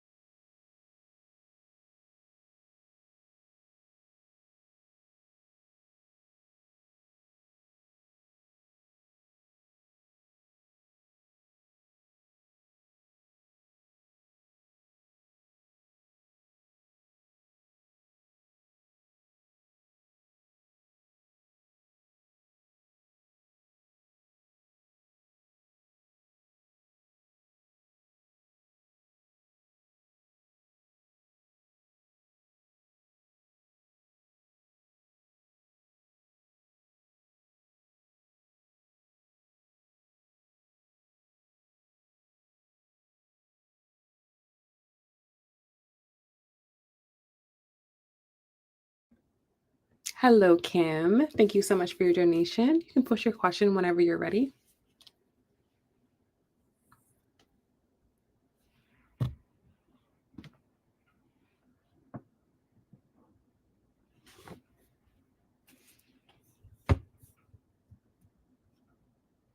Okay, cool.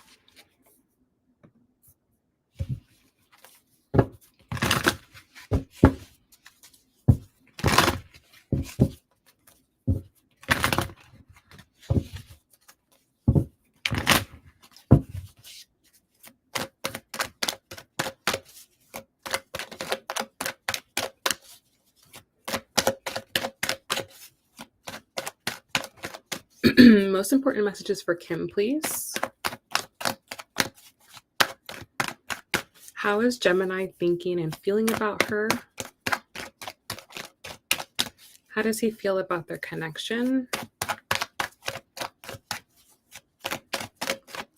What do you want her to know right now?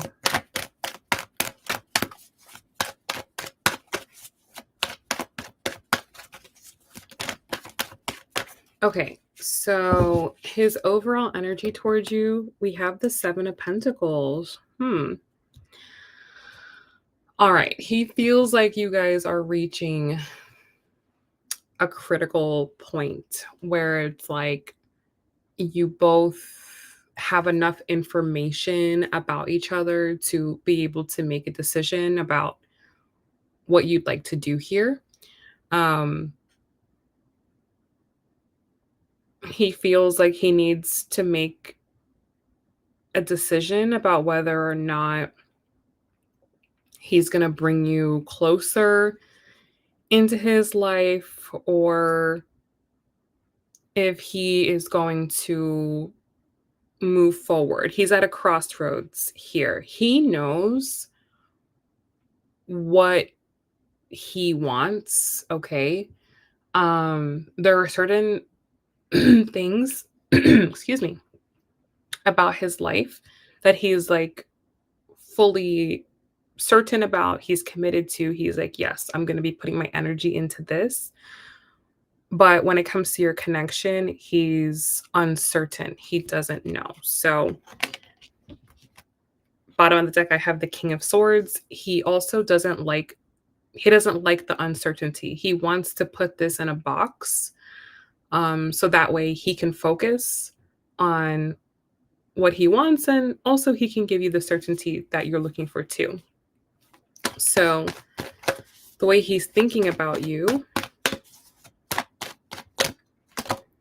Nine of Pentacles. So he feels like you are good, like you're good on your own, like whether he's in your life or not, it's not going to change. Nothing's going to change. He's not going to change your life, like you're not going to fall apart because he's not in your life. And you will be able to move on and be very happy. At the same time, he's also very content with you. There's just like a sense of contentment, like whatever you guys are doing right now, however things are going right now, it's cool. Like for him, it's just cool how it is. But he also knows that that's just not how things work. Things have to be, you have to put effort into things. You have to put energy into things to make them grow. So it's like, let me keep going before I say that. But I feel like, he's like, you're going to be fine no matter what. You don't really need his input.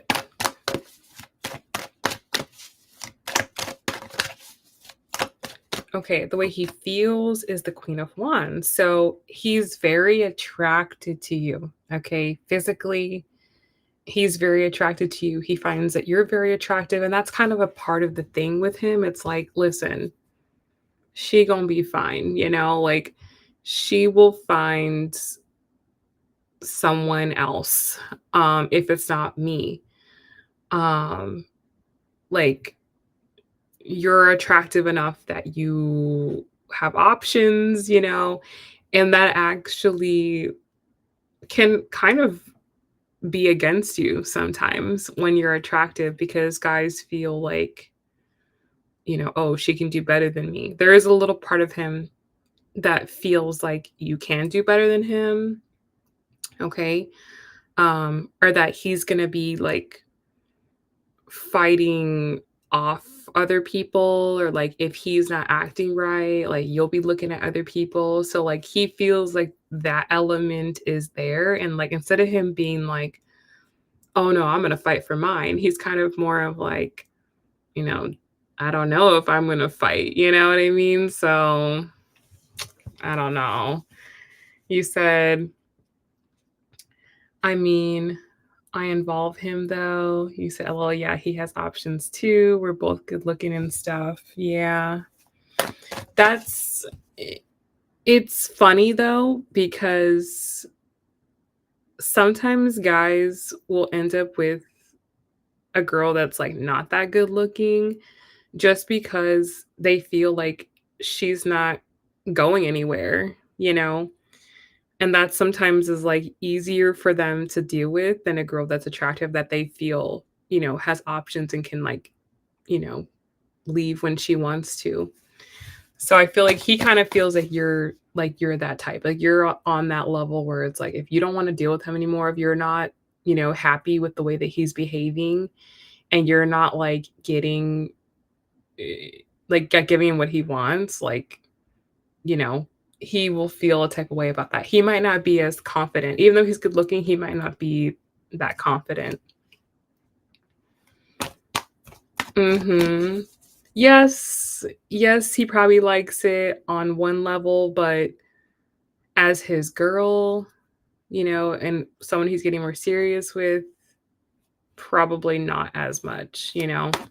It's cool for the girl that you're trying to go for, but it's different when you're thinking about, do you want to make that girl your girl or your wife?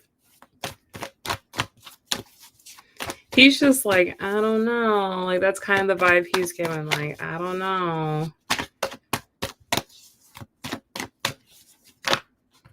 Okay, the way he feels about your connection, we have the Hermit, we have the King of Cups, and we have the Two of Swords. So he is trying to figure this out. Like, he really is genuinely putting mental energy into figuring this out. You might find that sometimes he seems a little bit like distant, or he could be like in his head and you're like, hello, snap out of it. um it's because he's trying to think, he's really trying to figure this out.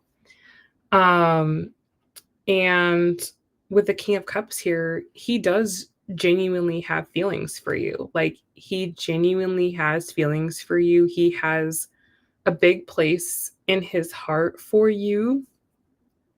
And that's why he knows he needs to figure this out. He needs to decide, like, are these feelings um real? Like, are these feelings telling me something? Are these feelings telling me that I need to make a move here?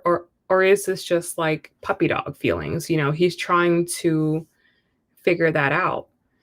And with the Two of Swords here, he's kind of torn. He is torn. You said, what's funny is I don't even get attention like that because I'm not outside. My IG is private, less than 50 followers, and I mostly go to work in the gym. I mean, regardless, he still thinks you're a catch, and he knows that he's not the only person that can have you. He sees your value, which is also a good thing, but it also does scare him in a sense. I really do sense that he's probably not as confident as he comes off. So, clarifying the Seven of Pentacles and his overall energy for you, we have the High Priestess. He's really trying to figure this out. This is like him trying to use his intuition and asking God, you know. It's something that's strongly on his heart, strongly on his mind. Clarifying the Nine of Pentacles and how he thinks about you. King of Wands. Yeah, like he feels like you are your own person. You know, you are your own person. You have your own thoughts. You do what you want to do. You're not like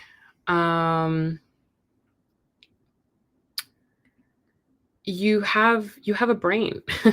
You know, you have a brain, you have your own mind. Like you don't need somebody. That's what he feels. Like you don't need him.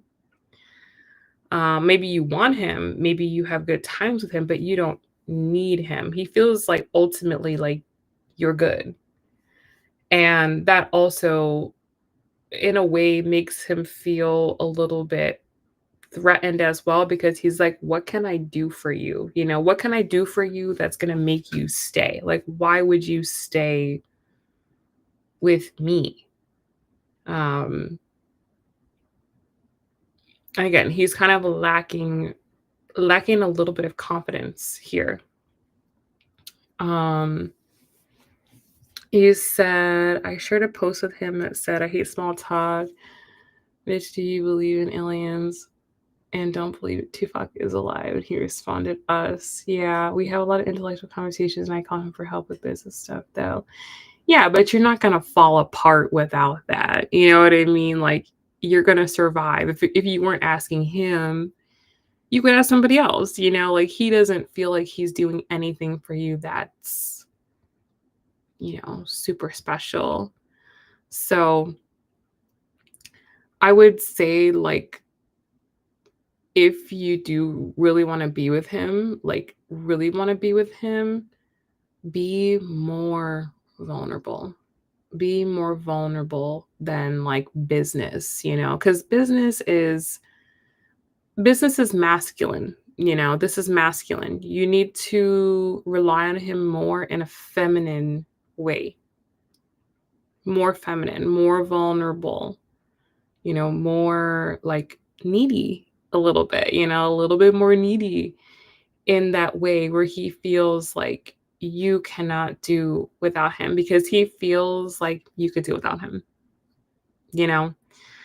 And unless a guy feels like you need him, no, not car stuff, emotionally. Like, what are your emotional needs? You know, like you need him to feel good. You need him to feel happy. You need him like to be strong for you, things like this. Like you have to play on his male emotions, you know, and um, a man needs to feel like you need him. So you have to be weak. Not saying like, you know, don't have a backbone, but I mean, you need to show him your weaknesses or he feels like, oh, okay, like, oh, I see this about her. Oh, okay, you know, oh, she's insecure about this. Oh, let me make her feel better about it. You know, like he needs to feel like he is really helping you in a significant way. That's something that you can't do on your own. So things like this. You can't be afraid to annoy him. You can't be afraid of that. You know, this is a fear you have to get over. You know, you have to be annoying. You have to let him know like you need his time. That makes him feel needed. I need your time. I need your energy. Um, I was vulnerable last week, but he was busy. LOL. I did tell him I had a rough week last week and this week as well. Yeah, like what I would do is I would just pull away a little bit, just a little bit, and then wait for him to come to you and then just be like, yeah, like this is going on and I just need time to myself and, see if he pulls closer, like pull him over to you and bring him in through your vulnerability, through your emotions, through your weaknesses. Like that will bring him closer and him feel like, oh, okay, like she needs me in this way. That's when he's gonna feel like, oh, if you just ask him about like business stuff, like his friends ask him about business stuff, you know what I mean? That's like a guy thing. Like you have to be more like feminine in that way.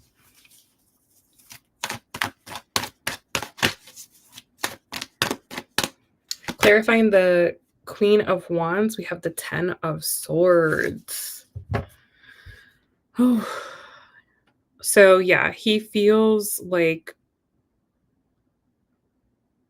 your connection is like it's too logical. It's too logical. I have the star at the bottom of the deck. This is like Aquarius. It's too logical. It's too friendly. So he doesn't really know what category to put this in.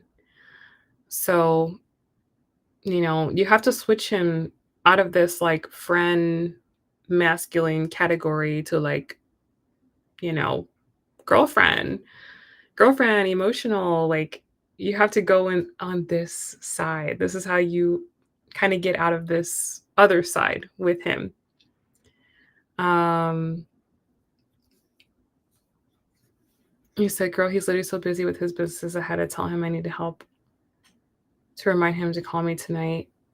I asked him if I should get an extended warranty on my car that we chatted about stuff. He was falling asleep. I am very logical. Last week I wasn't, and I didn't to get very moody on him. That's okay. He needs to know, like, you're a girl, you have feelings, you have emotions. This is normal.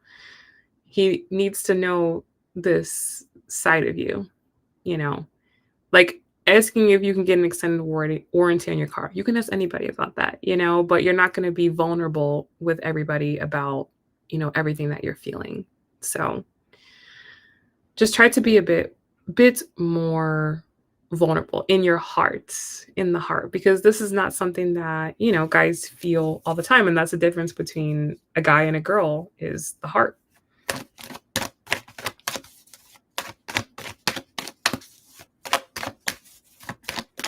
Clarifying the Hermit and King of Cups, we have the Tower. Yikes. So just know with him, Uranus is about to go on the sign of Gemini. So he's about to get like super life is about to get crazy for him, basically. So, I feel like he's going to be making changes, and it's possible that this connection goes through a change. Not that it will end permanently, but go through a change. So just get ready for that. He said no, he has all the connects, so he said he'll call his friend to see if he can get me a better deal. He does that kind of stuff for me. Yeah, that's nice. That's nice. That's like friend stuff, That's friend stuff. You have to do girlfriend stuff, which is more. It's deeper, more vulnerable, more emotional. Yes, his life's gonna get crazier. It's gonna get crazier. So yeah, just expect the unexpected with him. Just understand that, life for him is gonna get crazy.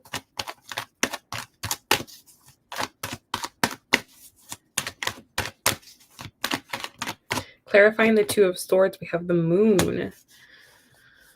Oh my goodness. So yes, both of you are too logical. Both of you are too in your heads. So this is also something that you have to work out. Um, like you have to pull him out of his head and bring him into the real world because he's about to become like chaotic. Okay.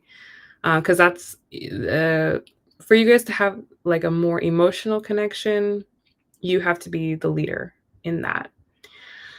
You said, okay, should I pay for the question asked what the wants for me? Like call him more often? No, you don't have to pay for another question. I actually am the more Philly one of the two of us, though, at least so far. All right, so let's get some messages from spirit first of all, and then we'll go deeper.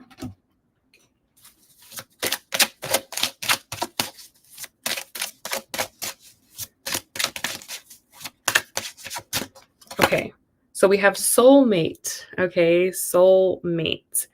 Your soulmate loves, accepts, and respects you. And I have marriage at the bottom of the deck. So I feel like this is someone who you can be more vulnerable with, who you can open up more with.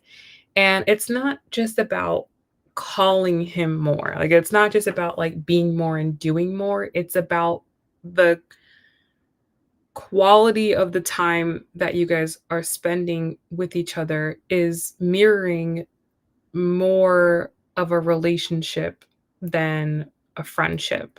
Okay. So, like, think about if you guys were actually in a relationship. Because right now, you're probably being cute right now. You're acting cute and you're trying not to be too much and you're trying not to like scare him away and annoy him. But be yourself, just actually be yourself. Just actually be like how you want to be, how you would be if you guys were in a relationship. Like, act like that. That way he can start to see and understand, like, this is what you need. Because if you're just acting cute, like, oh, only need to ask you about car warranty stuff, then he's going to think that's all you need. That's all you want from me, like, be more so he knows what he needs to be. Because right now he's like, oh, like, I guess she doesn't need a lot. I guess she's not that needy. And I think girls are afraid to be needy, but like, you should be needy. Like, sometimes you are needy and they need to know that. And they actually like that because, again, that's what differentiates you from guys, is that you are emotional, and it makes them understand that you're different. And they like that. They like different. That's why a guy wants to be with a girl, because it's different. So be more of just yourself.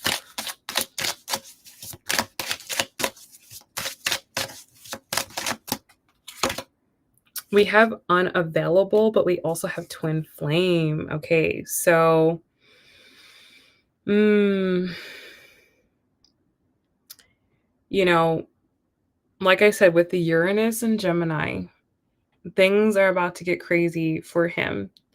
So I do feel like give him the benefit of the doubt. Give him the benefit of the doubt. Like, let this Uranus and Gemini thing kind of play out for a little bit, for a couple of months, and see how it changes him and changes his life. Um, because I just feel like there's going to be something that's more of a priority than connection for a little bit of time, but it's not forever. It's not like this is how it's going to be forever. It's just a right now type of thing.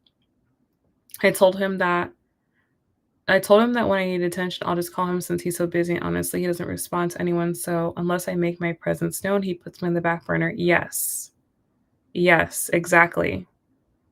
You have to make yourself known. He's not going to pursue you, like, he's busy, he's a business guy, his mind is going in a million directions, he has all these things going on.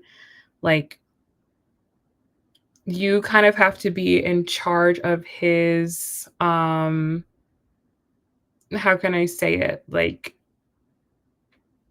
his romantic life, like, you have to be the one that's like pulls him out of that, like, okay, tonight we're going here and we're going to do this and we're going to turn off our phones and we're going to be present with each other, like, when you notice that he's like spiraling out of control, you pull him back, bring him back to reality, and that's the role you play in his life, like,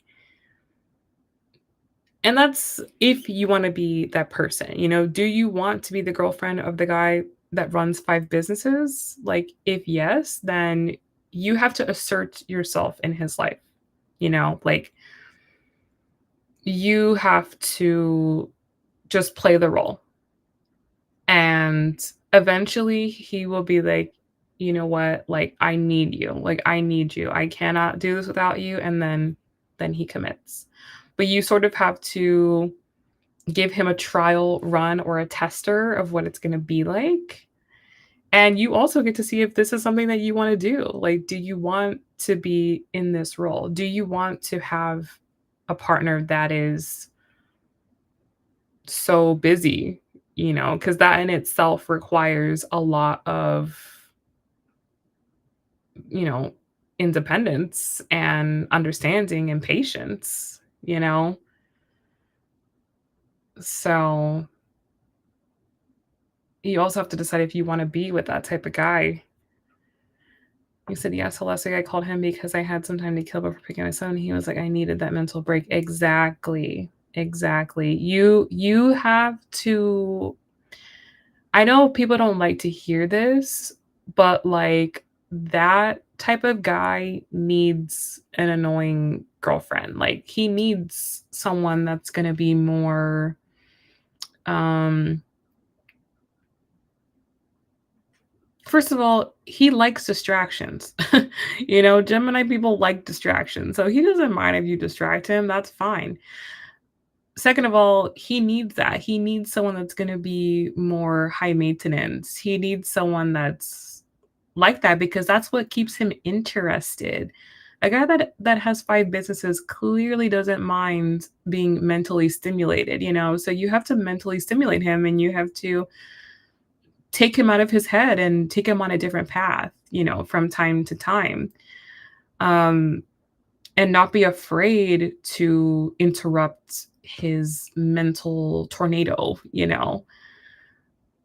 But at the same time, you have to also understand like he likes that level of chaos. Like even though it's chaotic, he likes it on a level. So you also have to respect that about him and know like he's not always going to pick up on everything and he's not always going to be like super sensitive to everything and like be okay with that too.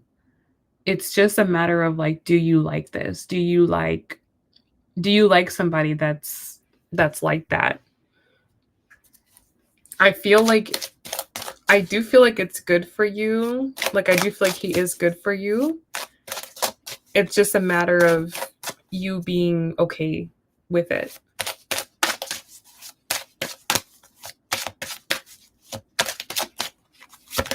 Okay, I have 2 cards. Again, the twin flame card is coming out again, and I'm not saying that you have to believe in the concept of twin flames or anything like that, but it's just saying like this is a soul mate connection and abundance is also coming out. So I do feel like you can get a lot from this. I feel like you can gain a lot from this.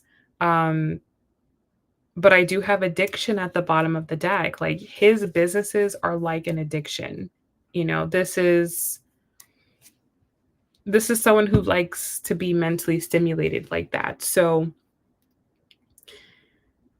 you have to you can't try to change him. You know what I mean? Like you can't try to change this about him because it's a part of who he is and it's how he feels good.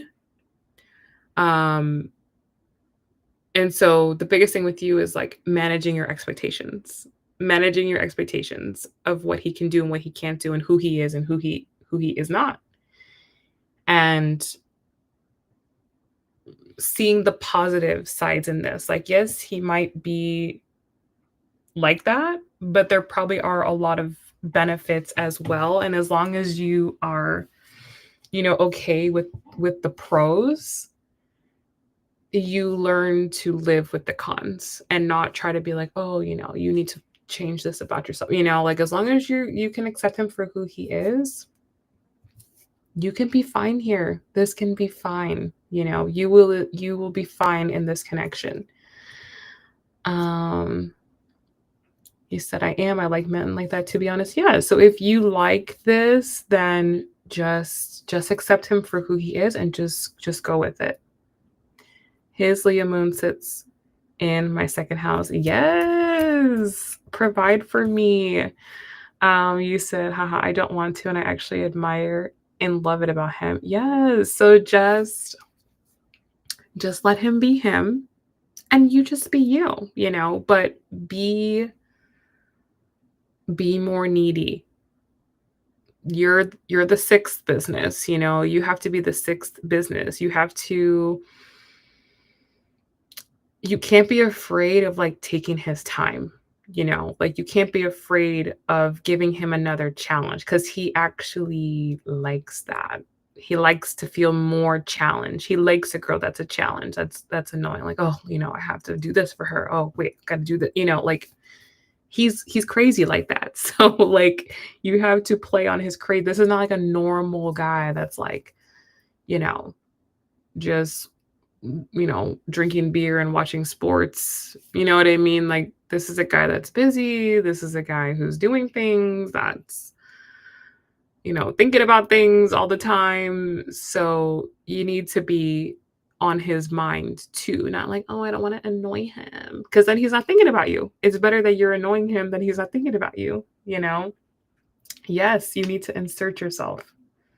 No, no, no, no, no, no, no. With this guy, no, no. People who have businesses and who do business are are okay with constantly working. They don't have any boundaries with their time because a business is not something you just do 9 to 5 and you put it on the shelf and you go home and you don't think about it. No, business is 24/7, 7 days a week, all the time. So it's like if you want to be more a part of his life, you have to insert yourself. You just have to jump in. You just have to jump in. It's not like, oh, he has every weekend off, so I'll text him on the weekend. Like, no, he's 24/7. So put yourself in there. Otherwise, it's just going to, it's just going to be meh. It's just going to be like, okay. You just become normal and it's not a challenge and it's not something that he's really stimulated by. You have to give him a little bit more stimulation.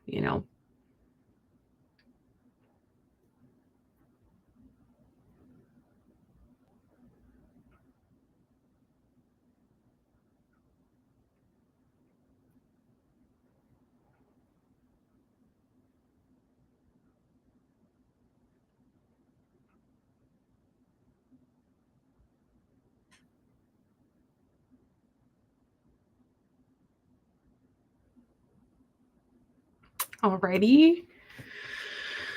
But yes, I do like him. I do like him for you, but you just have to play the game a little bit differently with this guy. Okay?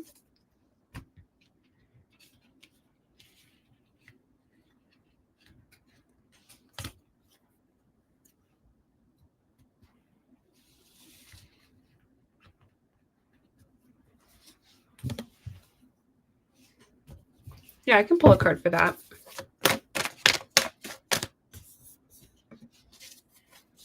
If you want to. It's up to you.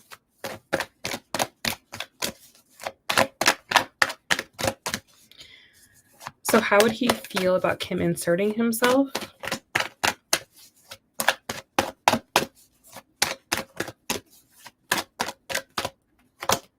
Empress. Okay, he would find it very attractive. He would find it very feminine, very feminine. Okay? It's not annoying. It's not clingy. It's natural for you to, you know, like a woman is like a flower. right? And obviously, a flower needs water, a flower needs sunshine. And when you're not getting what you want, what does a flower do? It dies. The leaves start falling off, it starts getting yellow, you know? It's natural for you to ask for things. So, no, he's not going to find this um annoying.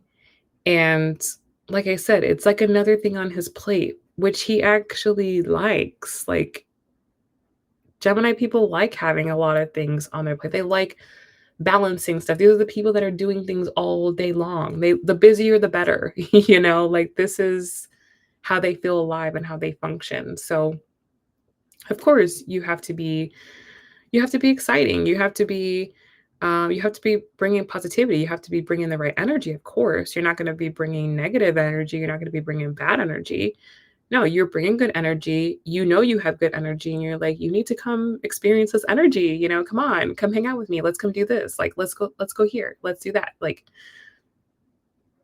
you're bothering him, but you're bothering him because you want to make him relax. You want him to take some time off. You want him to feel better. You want to give him love. You know, you're not bothering him because you're like, let me complain to you about my problems. No, you're bothering him because you're going to be giving him something of value. So, as long as you're bringing him value, then he's going to appreciate that.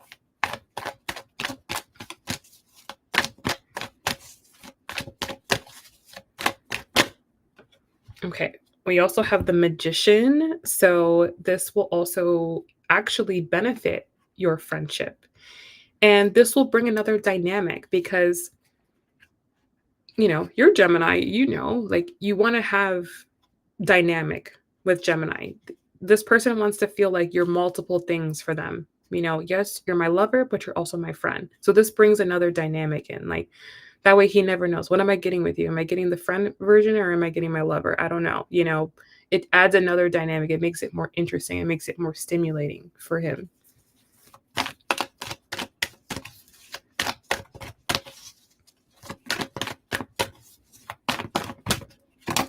And we have the Eight of Pentacles. It actually can make him work harder.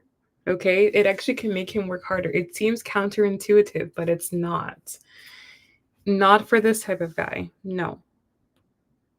He would like to have someone that encourages him to work harder, to stick with it when things get hard. And if he's knowing like you need something from him, oh, you need him to support you or you expect him to support you, that makes him work harder and for that he will love you. When you encourage a guy to work harder, he loves you and he will give you stuff. Not because you're asking for it, but because he admires you. He wants to give that back to you, you know? So don't think of it as like, oh, I'm being vulnerable. That just means I'm going to tell him my problems. No, he's not your therapist. No, you're being more vulnerable. You're inserting yourself because you're adding value to him. People that have businesses know value. They know the cost of things and they know what time is worth. So like make something worth their time and make your time valuable as well. You know what I mean? Like this he will appreciate and he will understand. So yes, this is the way you have to think about it with him. Completely differently.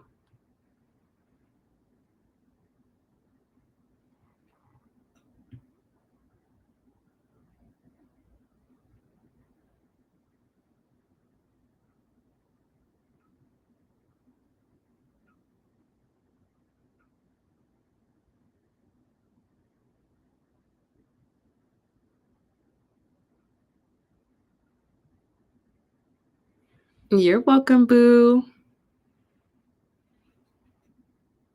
Good luck. Of course. My pleasure.